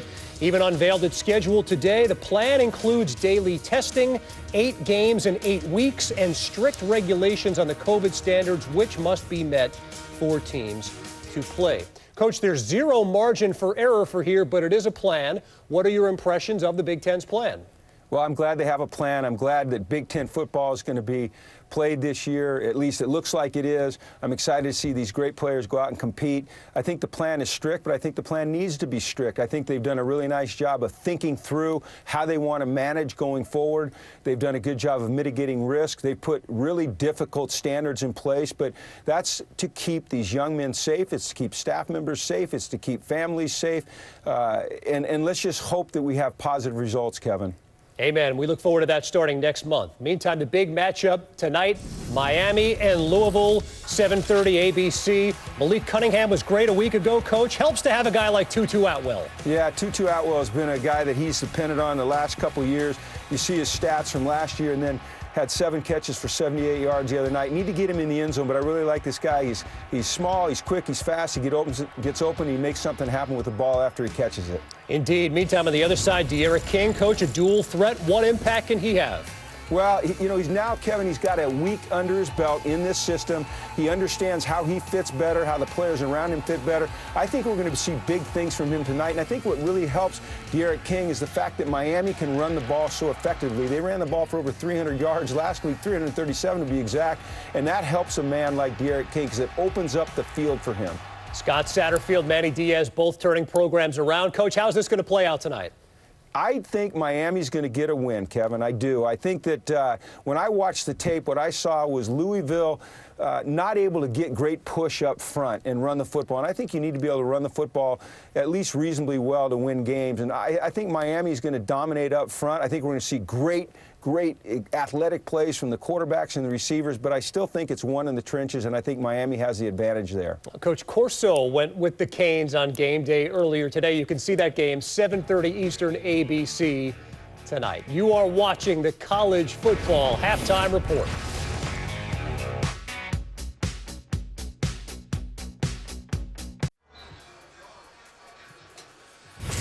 Beautiful Saturday in Bowling Green, Kentucky. We're at the half. Liberty leads Western Kentucky 17-10. Season opener for the Flames of Liberty alongside Rocky Boyman. I'm Clay Matvick. And Rocky, 2 transfer quarterbacks going head-to-head today. We thought that maybe quarterback play would decide this game. Tyrell Pigram has more experience, but it's Malik Willis for Liberty who's had the better day so far. It was a joy watching Malik Willis, without playing football all of last year, come out and did some really good things in that first half here on the ground, through the air, was very accurate as a passer. Tyrell Pigram finally picked it up toward the end of that second quarter and hopes to continue that momentum here into the second half. Malik Willis, probably didn't have a full command of the play call sheet. Hugh Freeze was worried that he might not be able to go very deep into that call sheet. I think he's been maybe a little pleasantly surprised today. Absolutely. I think early on they allowed him just to settle in, easy plays, and just allow him to use his best asset. That's his legs, especially down toward the end zone. He's accounted for both their touchdowns on the ground. And Tyrell Pigram throwing a nice ball to his wide receiver. He really struggled with accuracy last week, but toward the end of that second quarter, 5 for 5 on that scoring drive, and really looking good. So here you see Malik Willis. He is the leading rusher, 69 yards, couple of touchdown runs, 9 of 14 passing, no interceptions. He's already over 100 yards passing. Pigram, that touchdown pass to Tinsley, you said maybe starting to come around late in that first half. He has not taken a sack, and that was one thing that the coaching staff for Western Kentucky was concerned about this week, especially offensive coordinator Brian Ellis. And so that's a good sign for this offense. Last week versus Louisville, got sacked 3 times. 2 of those, he definitely could have either thrown the ball away or scrambled forward and got some yards. And they don't need Tyrell Pilgrim to win this game with his arm. He's just got to be efficient in the pass game, hit the wide receivers when they're open, and then use his legs. That's his biggest asset. And the other thing to mention, Clay, is toward the end of that second quarter, the Western Kentucky defense finally woke up, right? They had 3 negative yardage plays after, in my opinion, getting pushed around a little bit early in that first half. Western Kentucky among the favorites in Conference USA again this year. And he has 5 tackles a day, but certainly not the impact of big-time plays, the negative yardage plays that they expect out of him. Looking to find some of those in the second half. Liberty will start with the football. Shedro Lewis bobbles it at the 1, but gets it to the 25-yard line. And here comes Malik Willis. He had 4 drives with the Flames offense in the first half. 3 of them resulted in scores. And most importantly, Clay did not turn the football over. Now, he did have 2 fumbles. Unfortunately, Liberty was able to get back on it. His offensive lineman bailed him out a bit. Got to continue to take care of that football.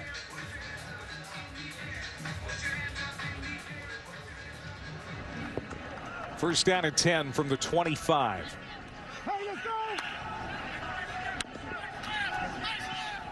And they'll go right away to the run game. Slipping down was Joshua Mack. He's going to get a modest gain. Could have been bigger, and he knows it. You know, Hugh Freeze says he really likes his running back core. Said he was going to be disappointed today if they weren't efficient running the ball. I think so far they have. So far they have controlled the line of scrimmage, absolutely.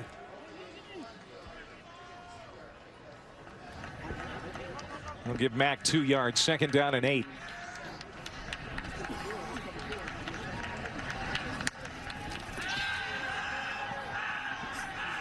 Time for Willis. Goes deep down the middle of the field. Dangerous throw, and it's broken up. Kevin Shaw seemed like waited for an eternity for that ball to come down.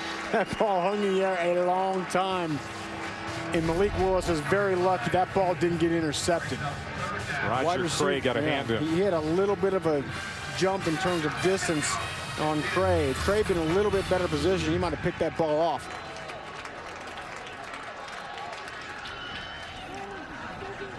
Third down and 9. Willis slings it to the sideline, and that's incomplete. So this Western Kentucky defense playing well here on its first test of the third quarter. Deontay Ruffin in on the coverage. Yeah, certainly a much better job to open up this half than the first half. Got their hand on the football a couple times there. And now get it back to the offense. Yeah, we're going to see Aiden Alves for the first time, the Liberty punter, come out. Dayton Wade is back to return.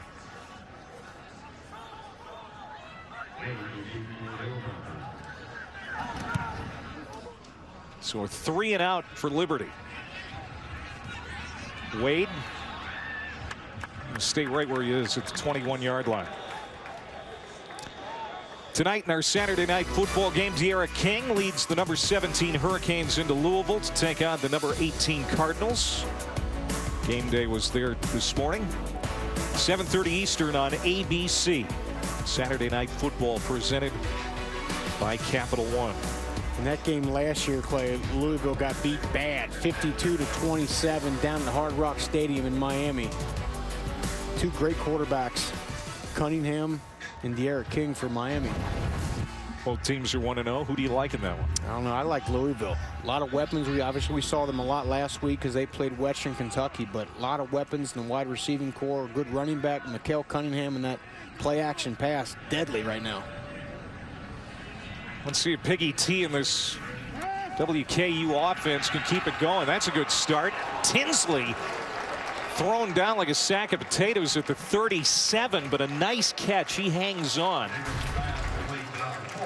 Finally now hitting the wide receiver in stride. Doesn't have to come back for the ball. Can get an extra couple yards. That's what you want. Let your wide receivers lead them. Let them get some yak after that catch. 17-yard pickup. Javon Scruggs with a punishing tackle. Here's Pigram taking off. And he'll get about 4.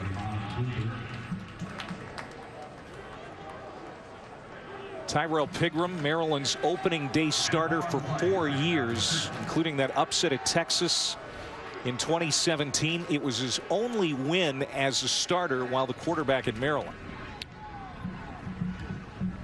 And even though the Big Ten has decided to resume play in October, he is happy about being here at Western Kentucky. Loves this offense, loves playing for Tyson Helton. He's got Gage Walker in the backfield with him. 4 receivers set. Pigram draws the defense and takes off. Pigram to the 40, and he'll slide down at the 37. Big run for Tyrell Pigram. Western Kentucky doing a lot of this. They pull both offensive linemen from the right side, and then it's just reading the daylight for Pigram. And that's the thing, you can stop him, but a dynamic runner like that is always just one play away from breaking a long one, and we saw it there. Give him 21 yards on that carry. Now he wants to throw, being pressured off his back foot, got it complete to the sideline, and Craig Burt, the big outside receiver. As Pigram was running out of time, he found his 6'4" wideout.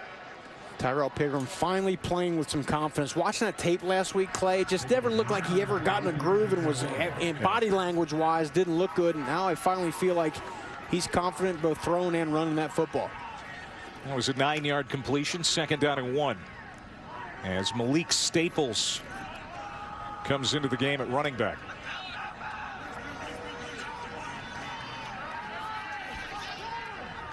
Western Kentucky down 7. It is Staples. He's got enough for a 1st down. He's kind of their short yardage red zone guy. And you just have to believe that Tyson Helton, knowing the experience, 109 combined starts on that offensive line, just stay with it, right? Just keep wearing that defensive front down and let those guys go to work. Yeah, we saw Western Kentucky be a slow starter in the Louisville game. They had 3 first downs in the first half of that one. Kind of seeing that again today. Slow to get started, finally picking it up. Now Pigram is complete. Dalvin Smith, the tight end wide receiver hybrid from Glasgow, Kentucky, makes the catch. Pickup of 2. And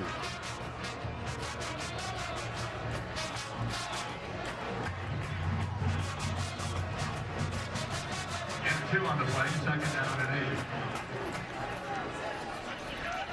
Staples stays in the backfield. From the slot, Tinsley in motion. They fake the jet sweep. They throw to the end zone. Man wide open. And it's Dalvin Smith. And you're right. Confidence is the operative word right now for these Hilltoppers. He's playing big right now. Confidence in his throws and his release. And allowing his wide receivers. They got some athletic wide receivers. Let them go to work out there, and looked like there was some sort of breakdown in coverage on the outside. Not sure if the corner thought he was playing cover 2 and the safety thought he was playing cover 3. There was no one back there, and Western gets the easy touchdown.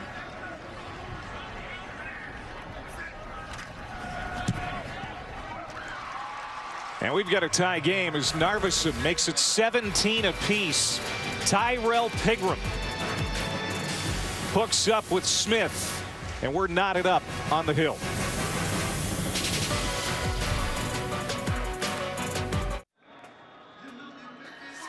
Seven plays, 79 yards in exactly 3 minutes, and number 1 Tyrell Pigram looks different now than what we saw on tape coming into this game. And to me, Clay, it's touch, right? That's what you didn't see last week. Frankly, not what you've seen a lot in Tyrell Pigram's career.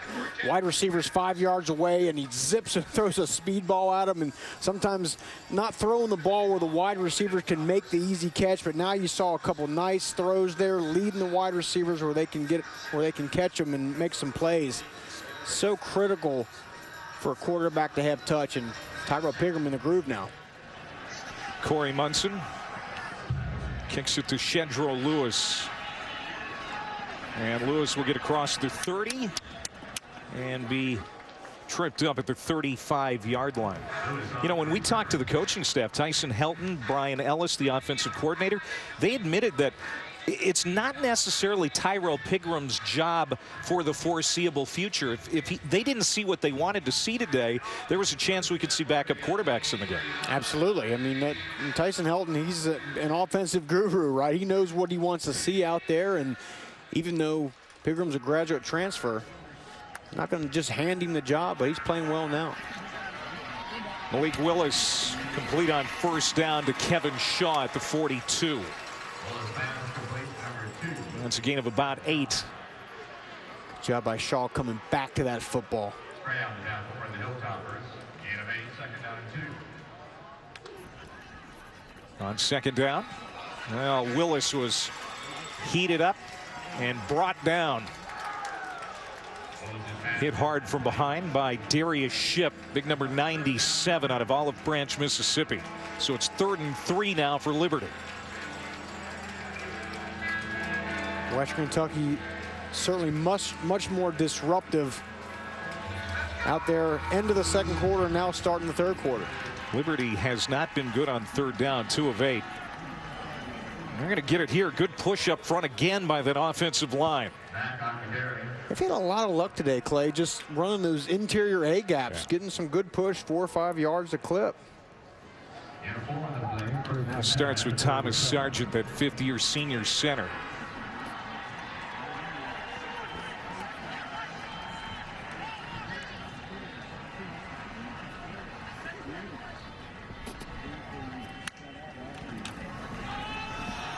Hand off to Mack, and Mack is met and thrown down by Kyle Bailey, the middle linebacker, after a gain of about 3. Bailey, All-Conference USA last year, led the Hilltoppers with 109 tackles. I tell you, the big-name defenders for Western Kentucky have been pretty quiet today, and that's a testament to this offense. They've avoided the stars for the Hilltoppers. And pitch it out. Mack does a nice dance to avoid traffic. Takes it to the far side of the field. He's got a first down and more. An impressive long run for Joshua Mack. And a great job by the wide receivers and offensive linemen off to the left there, seeing he was going to reverse course and picked up someone to block.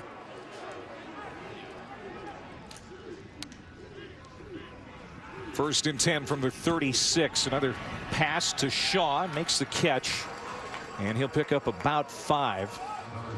Going back to Joshua Mack, it's his 2nd year at Liberty after a transfer from Maine. He ran for almost 800 yards last year as a backup to Frankie Hickson here at Liberty. They fake the handoff to Mack. Willis keeps it, and he's going nowhere fast as Demetrius Kane throws him down to the turf. 3rd down.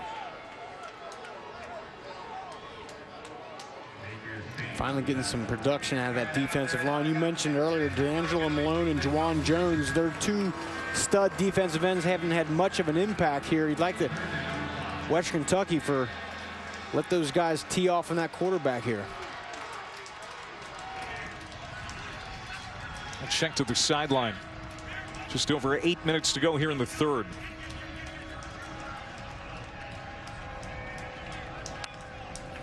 They need the 26-yard line for a first down. The catch is made, and it's going to be close. Chris Barrett, the tight end, got enough. Boy, he knew exactly where the sticks were. Yep. How many times do you see that the wide receiver will pull up about a yard or 2 short of the sticks there? It was a good job. Know where they are, turn around, catch the ball, and take it forward. Seen a lot of efficiency from this offense today. Again, it's Mack. He'll pick his way for about 4 yards up the middle. Mack does such a great job with patience, right? He just kind of hangs there, hangs behind that offensive line. Then he'll see the daylight and he'll put his foot in the ground and hit it. That's such an art, that zone running by a running back. Just not to want to hit it too hard before the hole opens and makes itself available. That's all about patience. But it's so hard to teach. It's a gift, you know. It's hard to teach that. You either got that or you don't. There he goes again. Leaning ahead. A couple of yards short of the line to gain, but it's going to bring up 3rd down and manageable for Liberty. The other thing with Mack, veteran guy, 5th-year running back, he doesn't try to go, he goes north-south, right? He doesn't try to squeak things out and try to outrun everyone to the sideline. I think that's really helping him. After the scoring drive by Western Kentucky, this offense doesn't seem rattled. They've marched it into the red zone. And it's 3rd down and 4. Mack again. This time he's stacked up. And he will not get there. In fact, maybe a loss of 1. Well, credit Liberty for saying, look, we're going to run the inside zone until you stop it. And it's really the first time Western Kentucky's been able to do that. Nice job there by Lowe. Stack them up. Excellent job getting off a block and making a play here. Looks like Liberty's going to go for their fourth down try. And they're 3 for 3. With that kind of success, why not roll the dice? Draw play. Take it off. Willis. And it is going to be very close. Malik Willis using that athleticism. Western Kentucky is saying he didn't make it.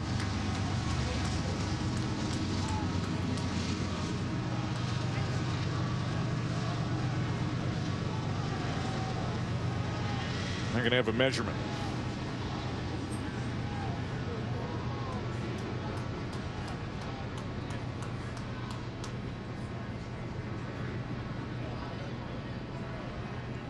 Just looking at it up here, by the spot of that ball, does not look like he got it, but it's going to be real close as they bring the chains out. And you knew Willis was going to keep this ball. Design quarterback run. A little extra effort right there. Trying to get that first.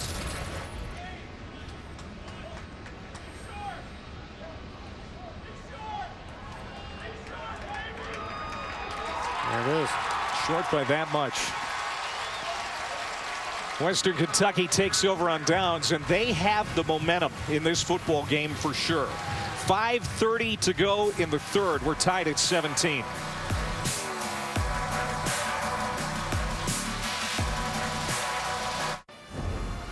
Well, it took a while, but Western Kentucky has the momentum in part because of the last scoring drive. It was a big one for Western Kentucky. 7 plays, 79 yards, and the quarterback really looks confident now. Touch. Last week, 43% accuracy. Today, much better job hitting the wide receivers in stride. And he finally looks like he's playing with confidence. Last week, first-year quarterback with this system and maybe getting used to some things, did not play well.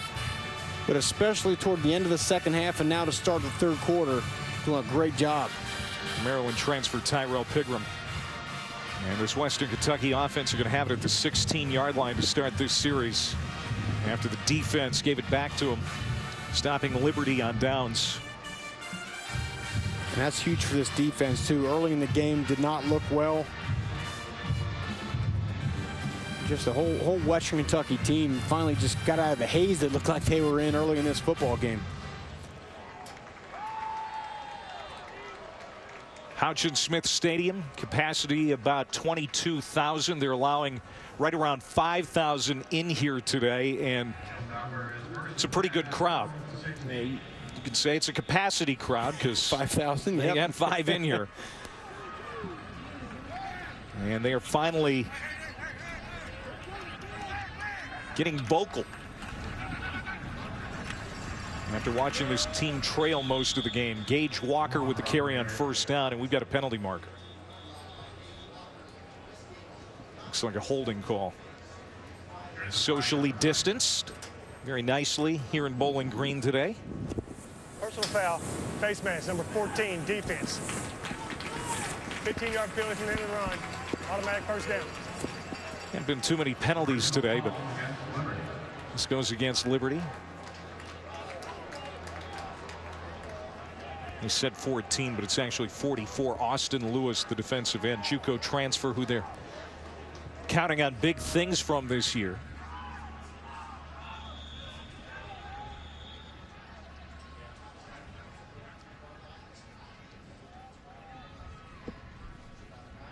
First down for the Toppers.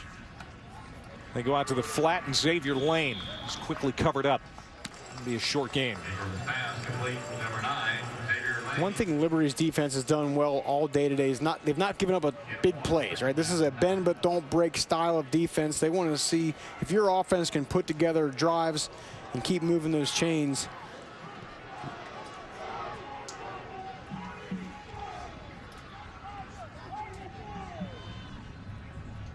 They'll send Walker in motion out of the backfield. Pigram looking to the right. That's the strength of the offense. Pearson slips out of a tackle. And he's spun down. Good open field tackle there by Chris Meganson. And Pigram, for a guy who's 5'10", 210, he's got a cannon for an arm. We've seen that today and throughout his career, both at Maryland and here. He can zing it. Now, sometimes he chooses to zing it when the receiver is 5 yards away, but right now here, really in the groove. He's not missing the easy ones. That is the key. Which was the problem in the Louisville game. Pigram, plenty of time to throw, drops it off short to Lane, and he's going to be about a yard shy of the first down marker, and it'll bring up fourth down. Now, what does Tyson Helton do here with this offense?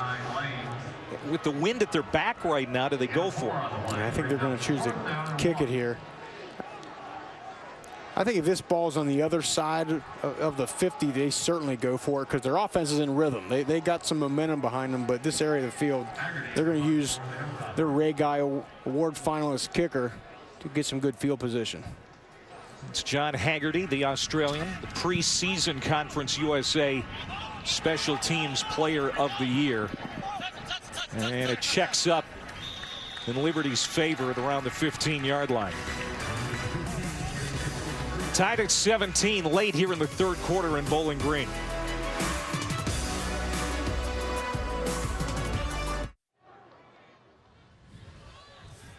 Game 3 of the Eastern Conference Finals between the Celtics and Heat. Miami up 2-0 tonight, 8:30 Eastern.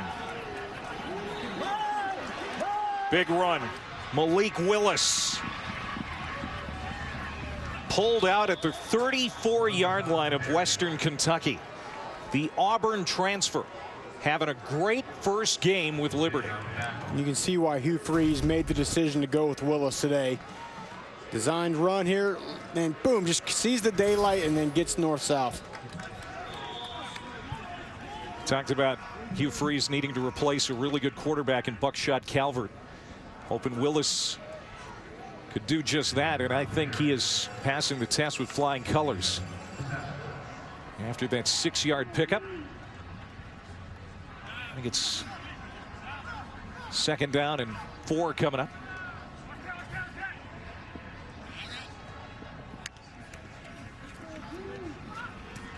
Shedro Lewis getting some carries. Lewis was a wide receiver last year, moved him to the backfield, and he makes it a first down for Liberty. Tell you where else Willis has been good today is on the zone read. Can't really recall a time he's made the wrong call instead of, versus handing it off or keeping it. Seems really to be dialed in on that.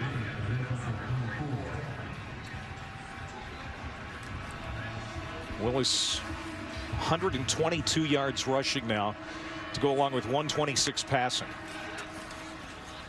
He'll give it back to Lewis, and a penalty marker. Maybe a false start here on Liberty.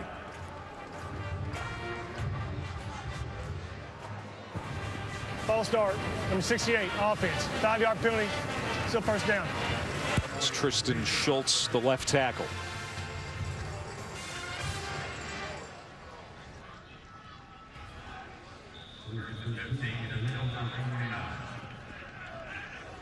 Well, the biggest play of the day so far for Liberty. A 51-yard run from Willis. After the penalty, first down at 15. It's Lewis. Found some room, and he finds the end zone. Great speed, maybe the fastest guy on the Liberty offense. Shedro Lewis takes it in from 29 yards out.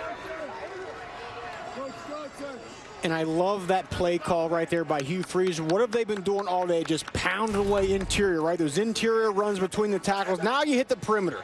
Get that defense sucked down there tight. They don't want to get the ball run down their throat. You get a nice quick guy to the outside, runs it in for the touchdown. That's excellent awareness as a play caller.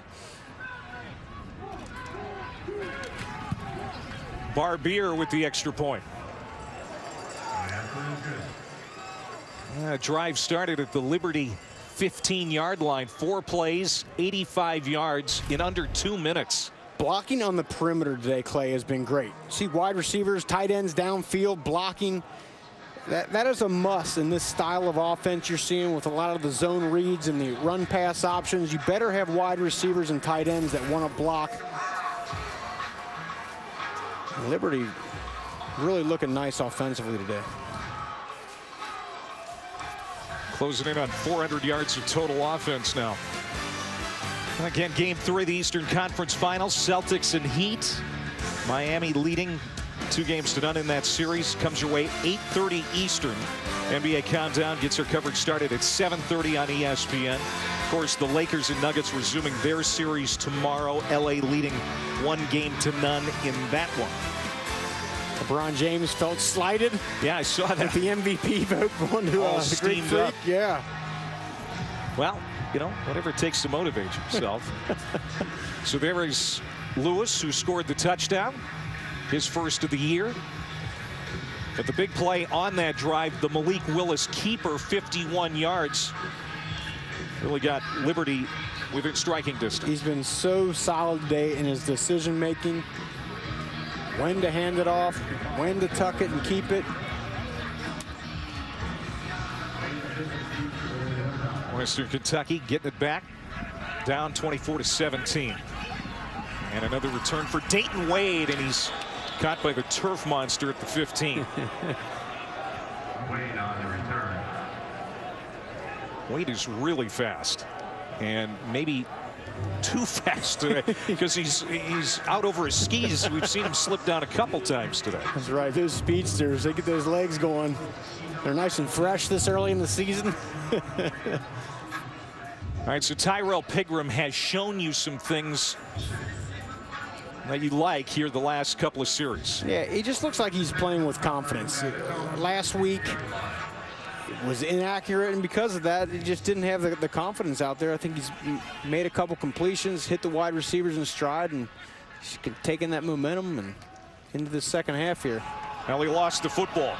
The snap seemed to be a little wide from Seth Jost, and I know that was a problem last week in the game with Louisville. And we were just getting ready to bring it up. Last week, Seth Jost, there was about 5 or 6 times the snap was higher, it was off to the right. So far today, it had been great, and it really helped the rhythm of that zone read. But here today, right then, you see the errant snap. That was an issue last week. They got to make sure that doesn't become one here today. A loss of 8 yards on that errant snap. Now on the draw, Pigram tries to get some of it back, and he won't. Stopped at the line of scrimmage by Darrell Johnson, number 11. Somebody better block Darrell Johnson. He's having quite a game. JUCO All-American a year ago. Good size, 6'4", looks bigger than 235 out there, plays big. So 3rd and 17. As they will drop 7 men back in a prevent-style defense here. Western Kentucky needs the 26-yard line. They won't get it. They won't get anything. Incomplete, intended for Staples out of the backfield. It's 4th down, and Haggerty will come out to punt, and he needs a boomer.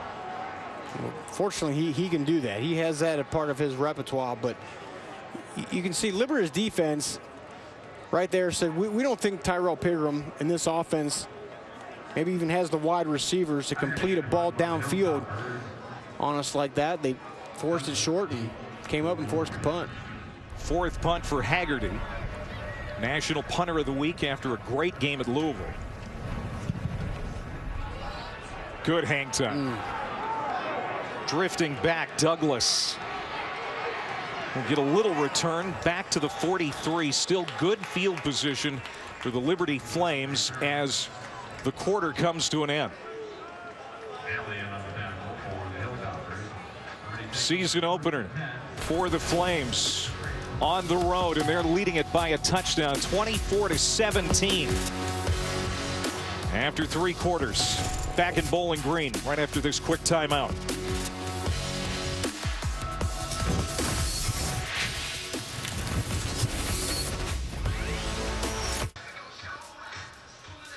Welcome back to the All-State Saturday Kickoff. Back in Bowling Green alongside Rocky Boyman, I'm Clay Matvick. We start the 4th quarter. Good field position for Liberty, trying to win on the road. And the first play of the quarter isn't going to get off.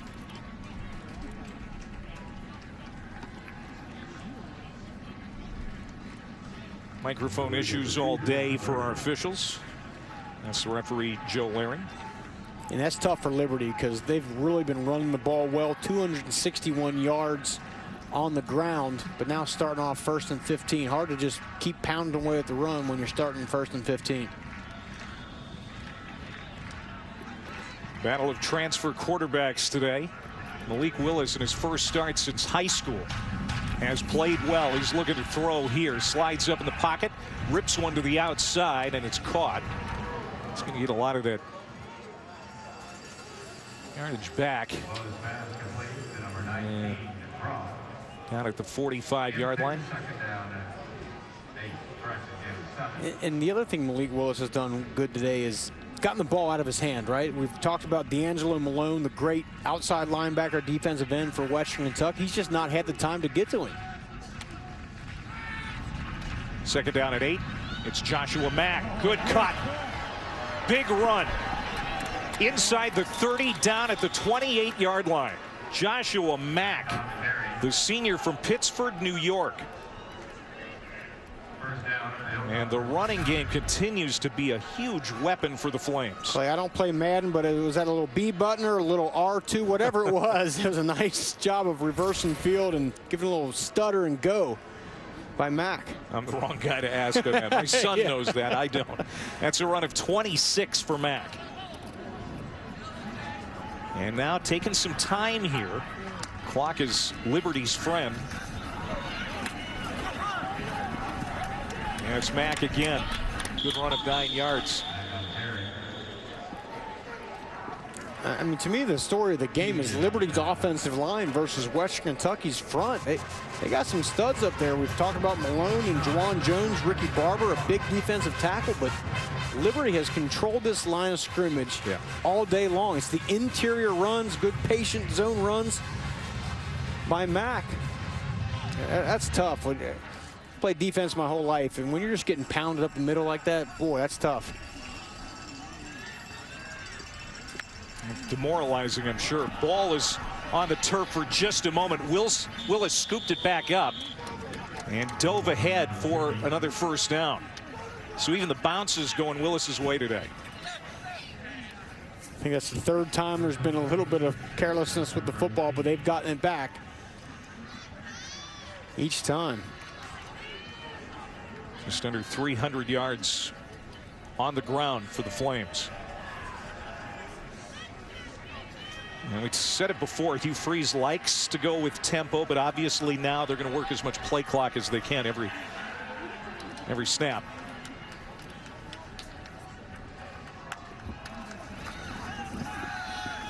Mack. Gain a yard. D'Angelo Malone in on the tackle.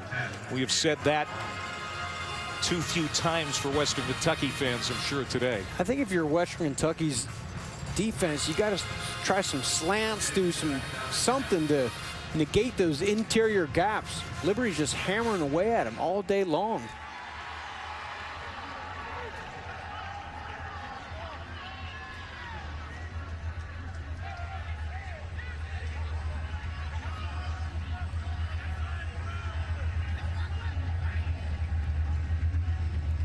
Willis taking that play clock down to 5. Willis to the end zone. Did he get there? Yes, touchdown, Malik Willis. His 3rd rushing touchdown today.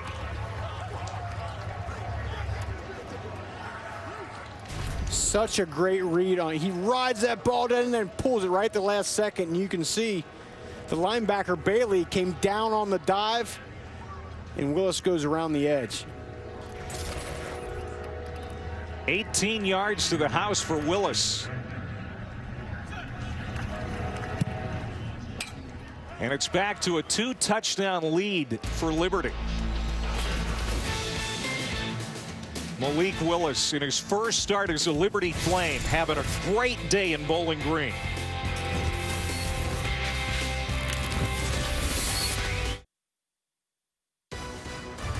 The Allstate Saturday Kickoff is presented by Allstate. Get a quote today.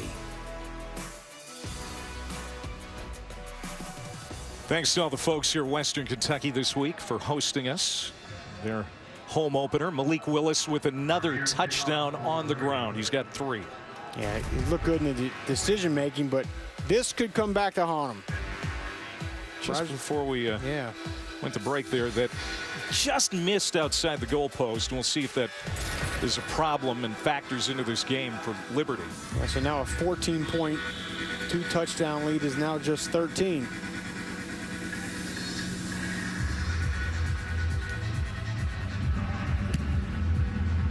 Alex Barbier, who missed that extra point, is fair caught, and that'll come out to the 25-yard line. All right, so it's in the hands of Tyrell Pigram, who has had an up-and-down game. Did not start well, but found a rhythm in the 2nd and 3rd quarters. In every drive he's had success, Clay, it's when they get positive yards on first down, they create a 2nd and manageable. When they get behind the sticks, they've had some penalties, negative yardage plays. It hasn't ended well.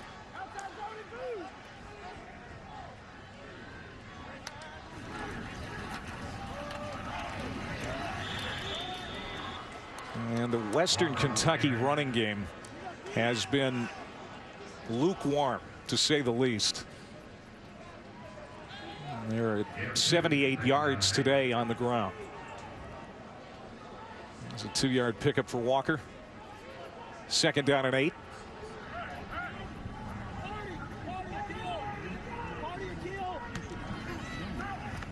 Here's Pigram. And that is complete, but it's going to be a minimal gain for Joshua Simon. Quentin Reese, the cornerback, did a great job coming up in coverage. He did, and I thought he was going to pick that ball. He got a little bit better jump on it. He might have got a hand on it. But to your point, now we're looking at 3rd and 7. Jimmy Falks, the starting corner on that side, is out with an undisclosed illness or injury. Quentin Reese getting the start today and playing well for Liberty. 3rd down and 7.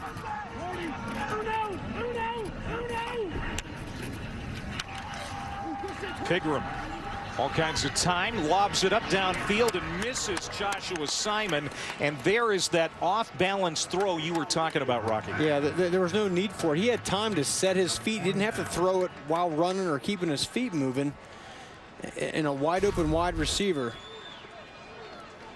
Okay, he sees it.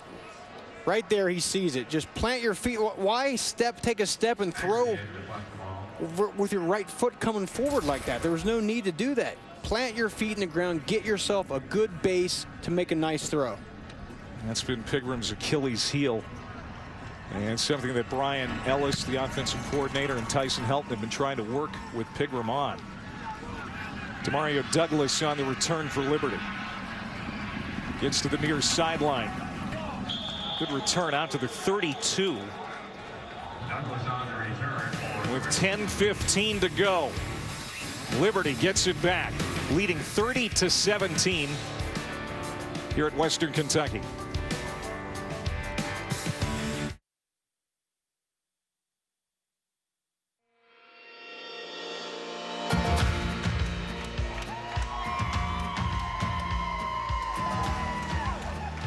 Well, I thought we were having a meeting for the whole faculty to talk about, I don't know what. And then when I came in, they had the fight song playing, and I saw Big Red and then the check, and I was like, okay, something's up.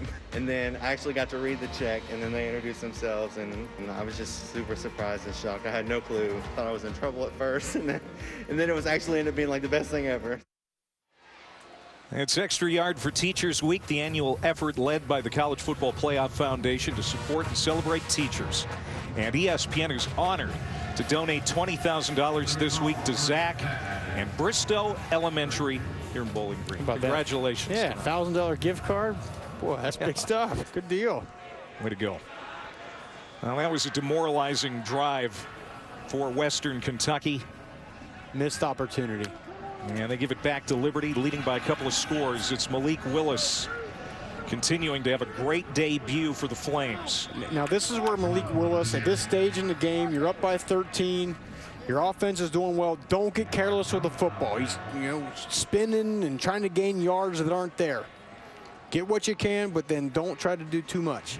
And he kept it on the ground the last 2 drives out of the 10 plays. 9 on the ground, 140 yards rushing and 2 touchdowns. Don't go away from that game plan. No, keep it going. And they'll continue to take as much time as they possibly can.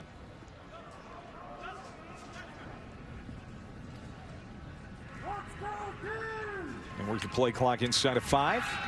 Willis, another draw. There he goes, and he slides for the first down. Boy, we've seen him do that a few times today.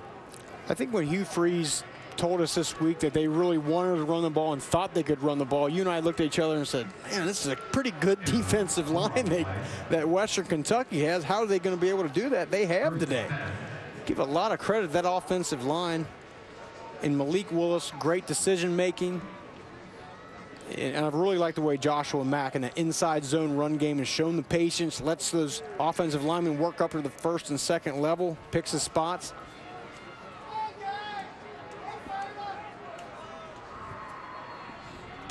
First and 10 from the 48. And Shedro Lewis will get a couple. And Western Kentucky has Malone and Jones on the edge. We have hardly called their names today. 2 of the best defensive ends in Conference USA, maybe the entire group of 5. Well, and that's credit Liberty for going to the inside run. It's hard for those edge guys, your 2 stud defensive ends, to get in on the action when the plays are going up the middle. They're standing out there saying, hey, run one to the sideline, we'll run it down, not giving them that opportunity. #1 scoring defense in the league last year in Conference USA. Now 2nd down and 8. Willis will play fake. Plenty of time to throw. Now some pressure off that edge, but Willis is able to duck out of it. And he'll trip ahead to the 48-yard line. Well, he's got great timing, and he knows when that pressure is coming, even though he's not looking at it. Awareness. A quarterback has to have it. You can't often see the rush, but you got to feel it. And just in the nick of time, he tucked it and made at least something out of nothing. We've got a man down for Western Kentucky. And trainers are out. As they tend to him, we'll step aside with 7:49 to go. Back in a moment.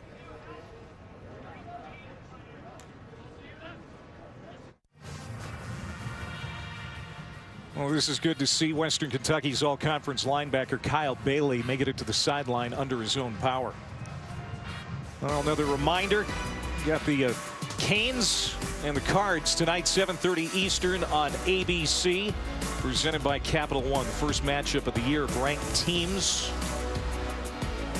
Now, I'll tell you what to watch for in that contest. Mikael Cunningham, Louisville quarterback, had 343 pass yards last week. Miami only comes into the game with 3 cornerbacks. Christian Williams, one of their corners, entered the transfer protocol here this week. So imagine Mikael Cunningham's licking his chops trying to get some pass yards out there tonight. Chick-fil-A rankings. Clemson has looked good so far here in the early campaign. And, of course, the SEC is coming next week. So after the injury timeout, it's 3rd down and 5 for Liberty. Little end around. And it's Demario Douglas. He is going to be stopped short of the line to gain. He gets across the midfield stripe. But it'll be 4th down for the Flames. as the clock continues to run. Looks like Hugh Freeze is thinking about this one here. They're 3 for 4 on 4th down today. And they're at a fairly safe spot on the field, too. Yeah, they're going to send the punting unit out. I think 4th and 1 from that area, they go for it. 4th and 3, a little bit of a tougher situation. They're going to punt it away. Second punt for Aiden Alves today, the junior from Dillsburg, Pennsylvania. 3rd year as the Flames punter. Good snap, good kick. Tons of hang time, and Dayton Wade can only call for the fair catch at the 11. It's do or die right now for the Western Kentucky offense with 6:45 to go. We'll see if Piggy T and the Hilltoppers can get it done.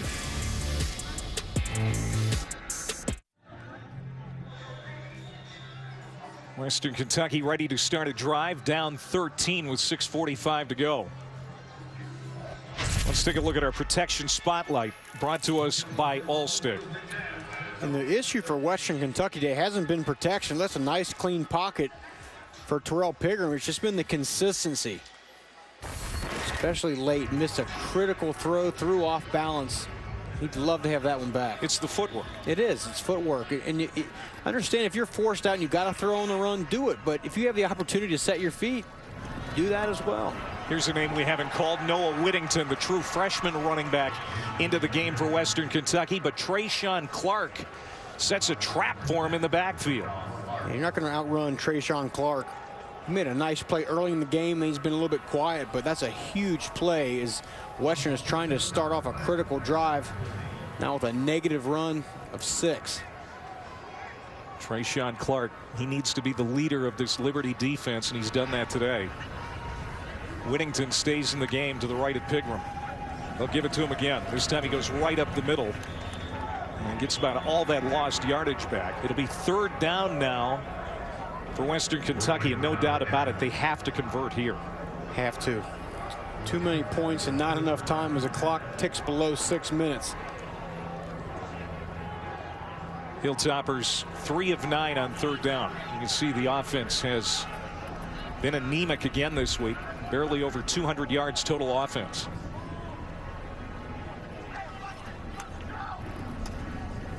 Pigram keeps it himself. Design quarterback run. And he's going to be a couple of yards shy. So now 4th down for Western. And I have to imagine they figured they were going for it on 4th down. That's the only reason you run that there, because you're showing no confidence in your pass game. This 4th down much more manageable, but 3rd and 10, a quarterback run. Well, you're really hamstrung when you take the pass out of your offensive options. And that's where Brian Ellis and Tyson Helton are at right now.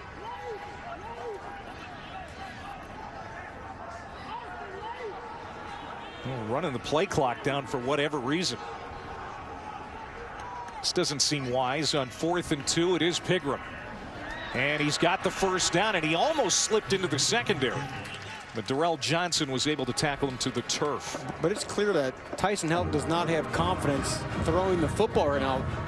Backed up deep on a drive, you've got to convert, and 4 straight runs. Now, it works out for Western Kentucky, but can they go 70 yards under 4:30 and score without putting the ball in the air?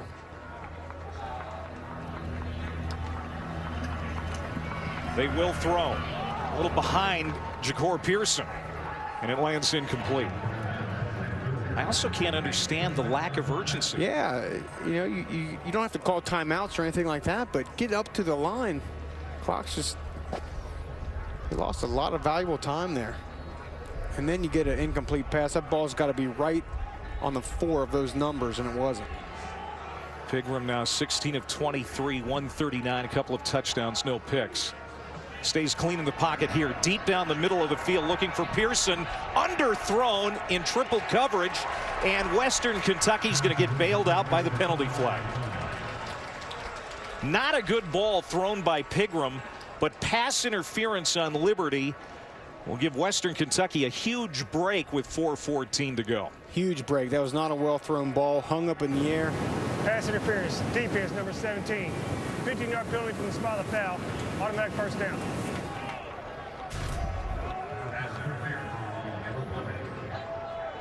And a good job coming back to the ball. That makes that by Tinsley there. That makes that referee throw that flag.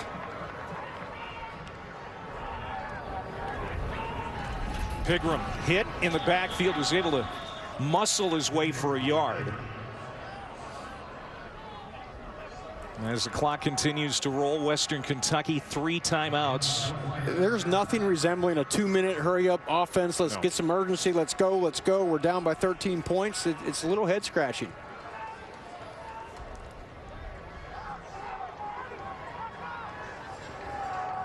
Twin receivers to either side. They do throw it to Tinsley. That was a good-looking pass play. He's got a first down and more. Down at the 36. That'll stop the clock to move the chains. Yeah, well-thrown ball there. Mitchell Tinsley has been one of their best offensive players today.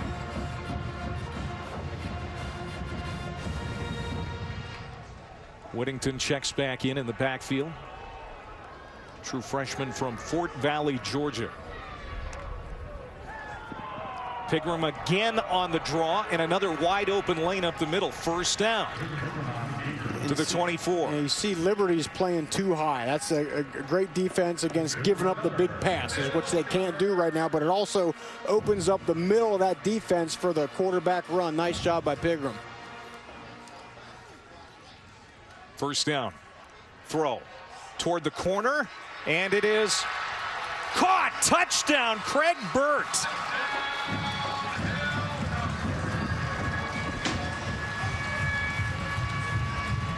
So as it turns out, the Hilltoppers end up getting in the end zone quickly. It did, and early on in that drive, there was nothing resembling quickness about it. Didn't put the ball in the air and converted a third down or a fourth down. And then the offense, the pass game came alive. See, that was a well-thrown ball up high. Let your wide receiver, Craig Burt, who's 6'4", jump up and get it. Pigram has so many nice throws, and then you'll see some throws. The easy ones aren't completed. And this is a big extra point attempt to make this a 6-point game. Braden Narveson.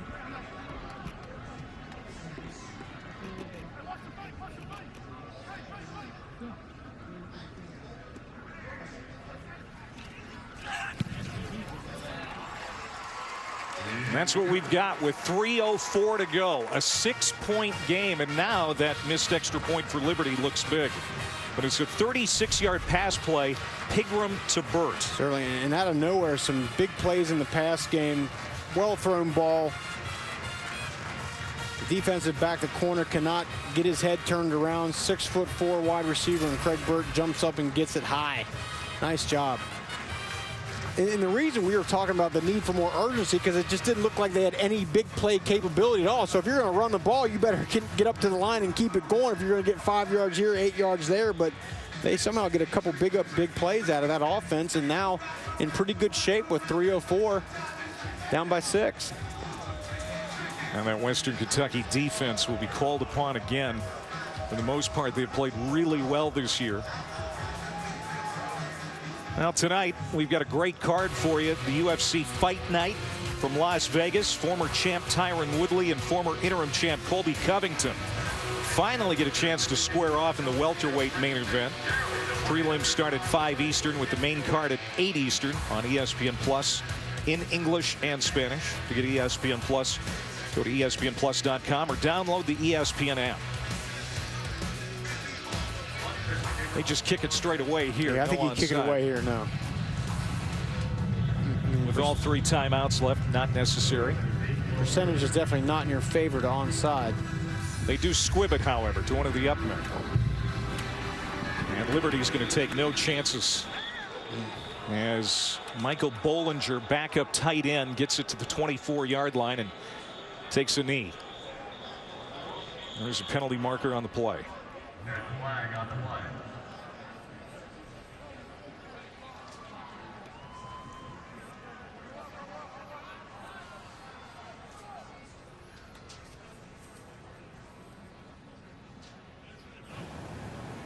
offside. Kicking team number 10. 5-yard penalty from the end of the play. First down. And give Liberty 5 yards on that as they were offside. So now Malik Willis will try to close this one out. He has been really good today in his first game as a starting quarterback since he was a senior in high school in Georgia. Now, if you're Western Kentucky's defense, you know they're going to run the ball. Can you stop it? They've got 3 timeouts. Still in a great situation, but you got to stop the runs. Can't give up first downs. Joshua Mack will get the first touch on this series. And he's wrapped up after a couple of yards and a timeout call. Western Kentucky using their first of 3 timeouts remaining.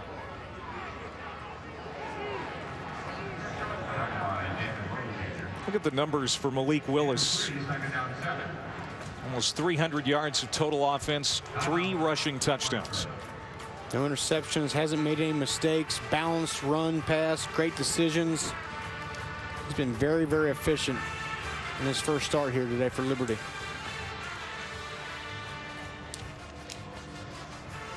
Let's take a look at our top moment brought to us by AT&T 5G. And this was critical. Great job riding the fake down and then showing the speed, getting to the outside. That put him up by 13. And Willis just... Again, Hugh Freeze came in the game and said, look, we want you to be efficient with the football, take care of it, make good decisions, take what the defense gives you, all that, and he's done that so far today. Last thing left for him to do is lead his offense on a nice, long, slow drive, a couple first downs. They can put this game away. There's Hugh Freeze, who thought he was going to have to really slow things down, especially early for Willis. I thought their tempo was good. Yeah, it was good. On. And they did a good job changing it. Went fast a little bit, then slowed it down. It was good. Mack stays on the field, gets the carry. Battles his way close to another Liberty first down, and a couple of those will go a long way to salting this game away. He's like Josh Jacobs. He always falls forward, right? And Western Kentucky's going to use their second timeout.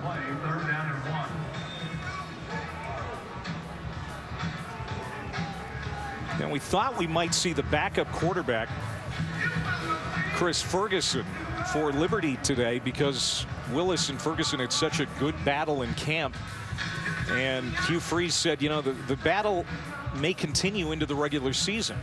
But the way Willis has played, I mean, he looks pretty good to have a second job next week. Especially if he finds a way to get this victory here. He's didn't make any mistakes today, and I thought played very, very well. Hey, don't forget tonight on ESPNU at 7:30, it's a Sun Belt matchup. How about the Sun Belt this year? Texas State visiting Louisiana Monroe. And the conference was great. Just ask the Big 12. That conference is licking its wounds after what the Sun Belt did to them last year. Last week, I should say. I had Texas State last week. They scored 2 touchdowns in the span of, I think, 35 seconds to force that game to double overtime. They wound up losing. The missed field goal is, but good football team. Good game tonight. Coming up 7:30 Eastern time on ESPNU. All right, so after the Western Kentucky timeout, 3rd down and 1 for the Flames. It'll be Mack again, needs a yard. He's tripped up, but it looks like he got it. The transfer from Maine needed 1.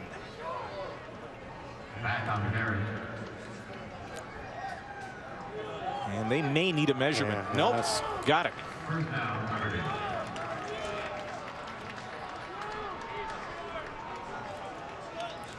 Looks like Helton will try to hold on to his one last time out here as they move the chains. Did Liberty call a timeout?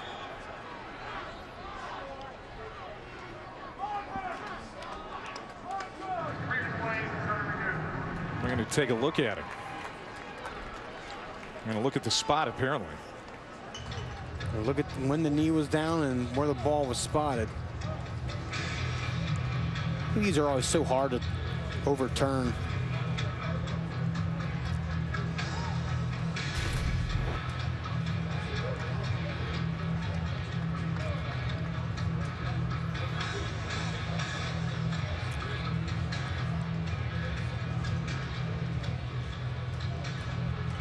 And the spot on the field will stand unless there's indisputable video evidence to overturn it. That's the key. Got to be indisputable, and it's hard to tell from that angle there with all that massive humanity.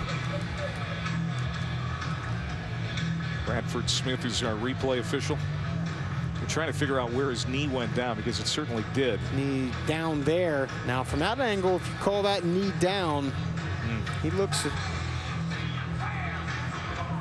to be about the 37, maybe 38-yard line versus the 39. Yeah, that's so hard to turn over. Play stands. It'll be first down for the Flames with 2:45 to go. And Western Kentucky only has one timeout remaining.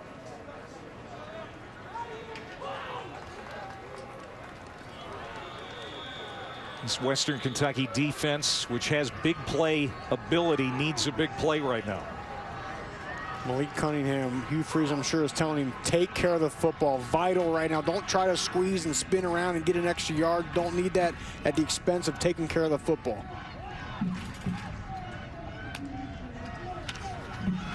And give to Mack.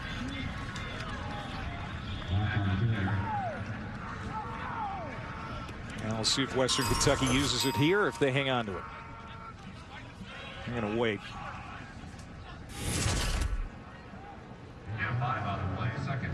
There's Tyson Helton and Hugh Freeze. Liberty's going to be able to take this ball under 140 here. One more first down, and the Flames will have this one wrapped up. And then they get to go home for the next 3 games. Second down at 5. Nice keeper by Willis. Good stiff arm, steps out of a tackle into plus territory, on his feet to the 44-yard line. How about that? As the haymaker for these Liberty Flames today. Clay, I thought he had made a mistake. I thought early on he should have put his left foot in the ground. We'll see right there and go. Oh, he decides to take it to the sideline and breaks a couple tackles, and turned out to be a great decision. Makes you wonder why we didn't see more of him at Auburn. Seriously, it really does. Yeah. He's making a lot of plays out there. Smart plays. He got a chance to play a little bit, but never an opportunity to be a starter until now. There's Mack plunging ahead. A couple more. And there is the final timeout called for by Western Kentucky. It's been a frustrating day for D'Angelo Malone. Just now he's getting double team, pushed back a little bit. You can tell that Liberty had his number marked. And so if we take care of number 10 today and don't allow him to be a factor, we have a chance, and they certainly have.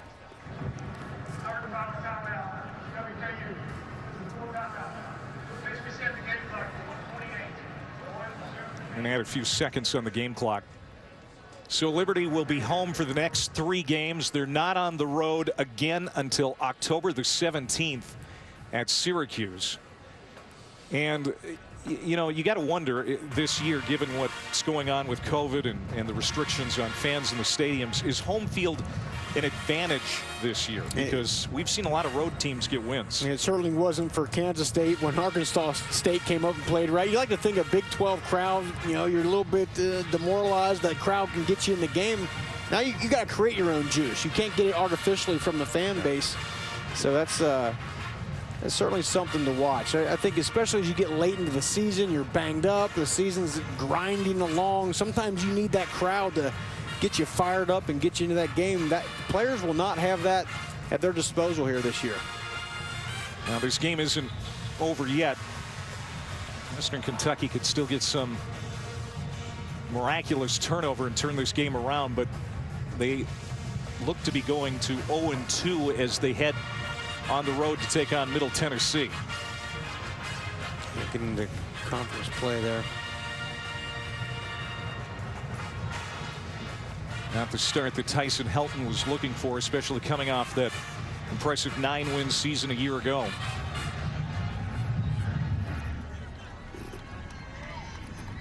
Willis stays in the gun.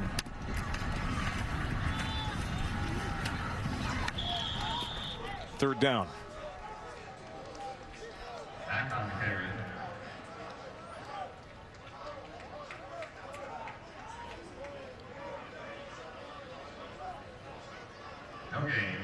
Third down and 8. I don't think that Hugh Freeze has a quarterback controversy on his hands. No, not at all. I think Malik Willis has shown both the coaching staff and his teammates that he's the guy.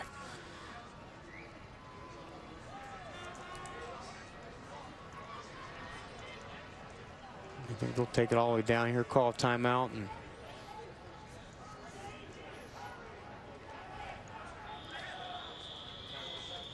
timeout Liberty.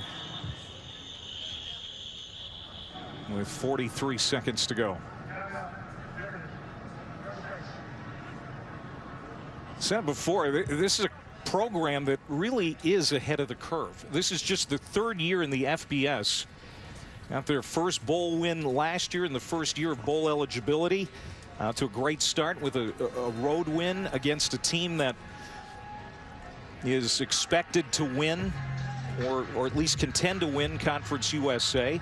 And again, you know, there's 43 seconds left, but Liberty has come in here today and played exceptionally well. And that's a tough thing to do, go from the FCS ranks now up to the big boys in the FBS. I think it helps when you have a solid foundation laid by Turner Gill, and then you get a great coach like Hugh Freeze to come in and continue that and recruit and get the JUCO players that you need to compete.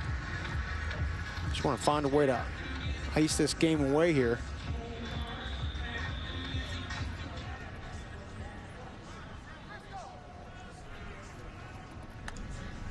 Third down. Willis is going to drop back and try and take some time off the clock before he falls down. And so it'll be fourth down. And that should be it. Yeah. Yep. That's going to do it. Liberty in its season debut with a new quarterback gets a road win here in Bowling Green, 30-24 over the Hilltoppers. And for me, the big takeaway, I don't think anybody thought coming into this game that Liberty's offensive line would be able to really manhandle Western Kentucky's defensive line the way they have and run the ball. It just really helped settle down Malik Willis and was the difference in this game to me. And for Western Kentucky, they've got some questions. They do. On offense. Offensively, I mean, there was a few times in this game where they clearly did not have confidence in their ability to throw the football downfield. That has got to be corrected one way or another if this team's going to have success in Conference USA play. Flames go to 1-0, and it's an 0-2 start for Western Kentucky. They lose their home opener today. Coming up, College Football 150, the American game. We hope you stick around for that. For Rocky Boyman and the entire crew, I'm Clay Matvick saying so long as the Flames win it here today in Kentucky.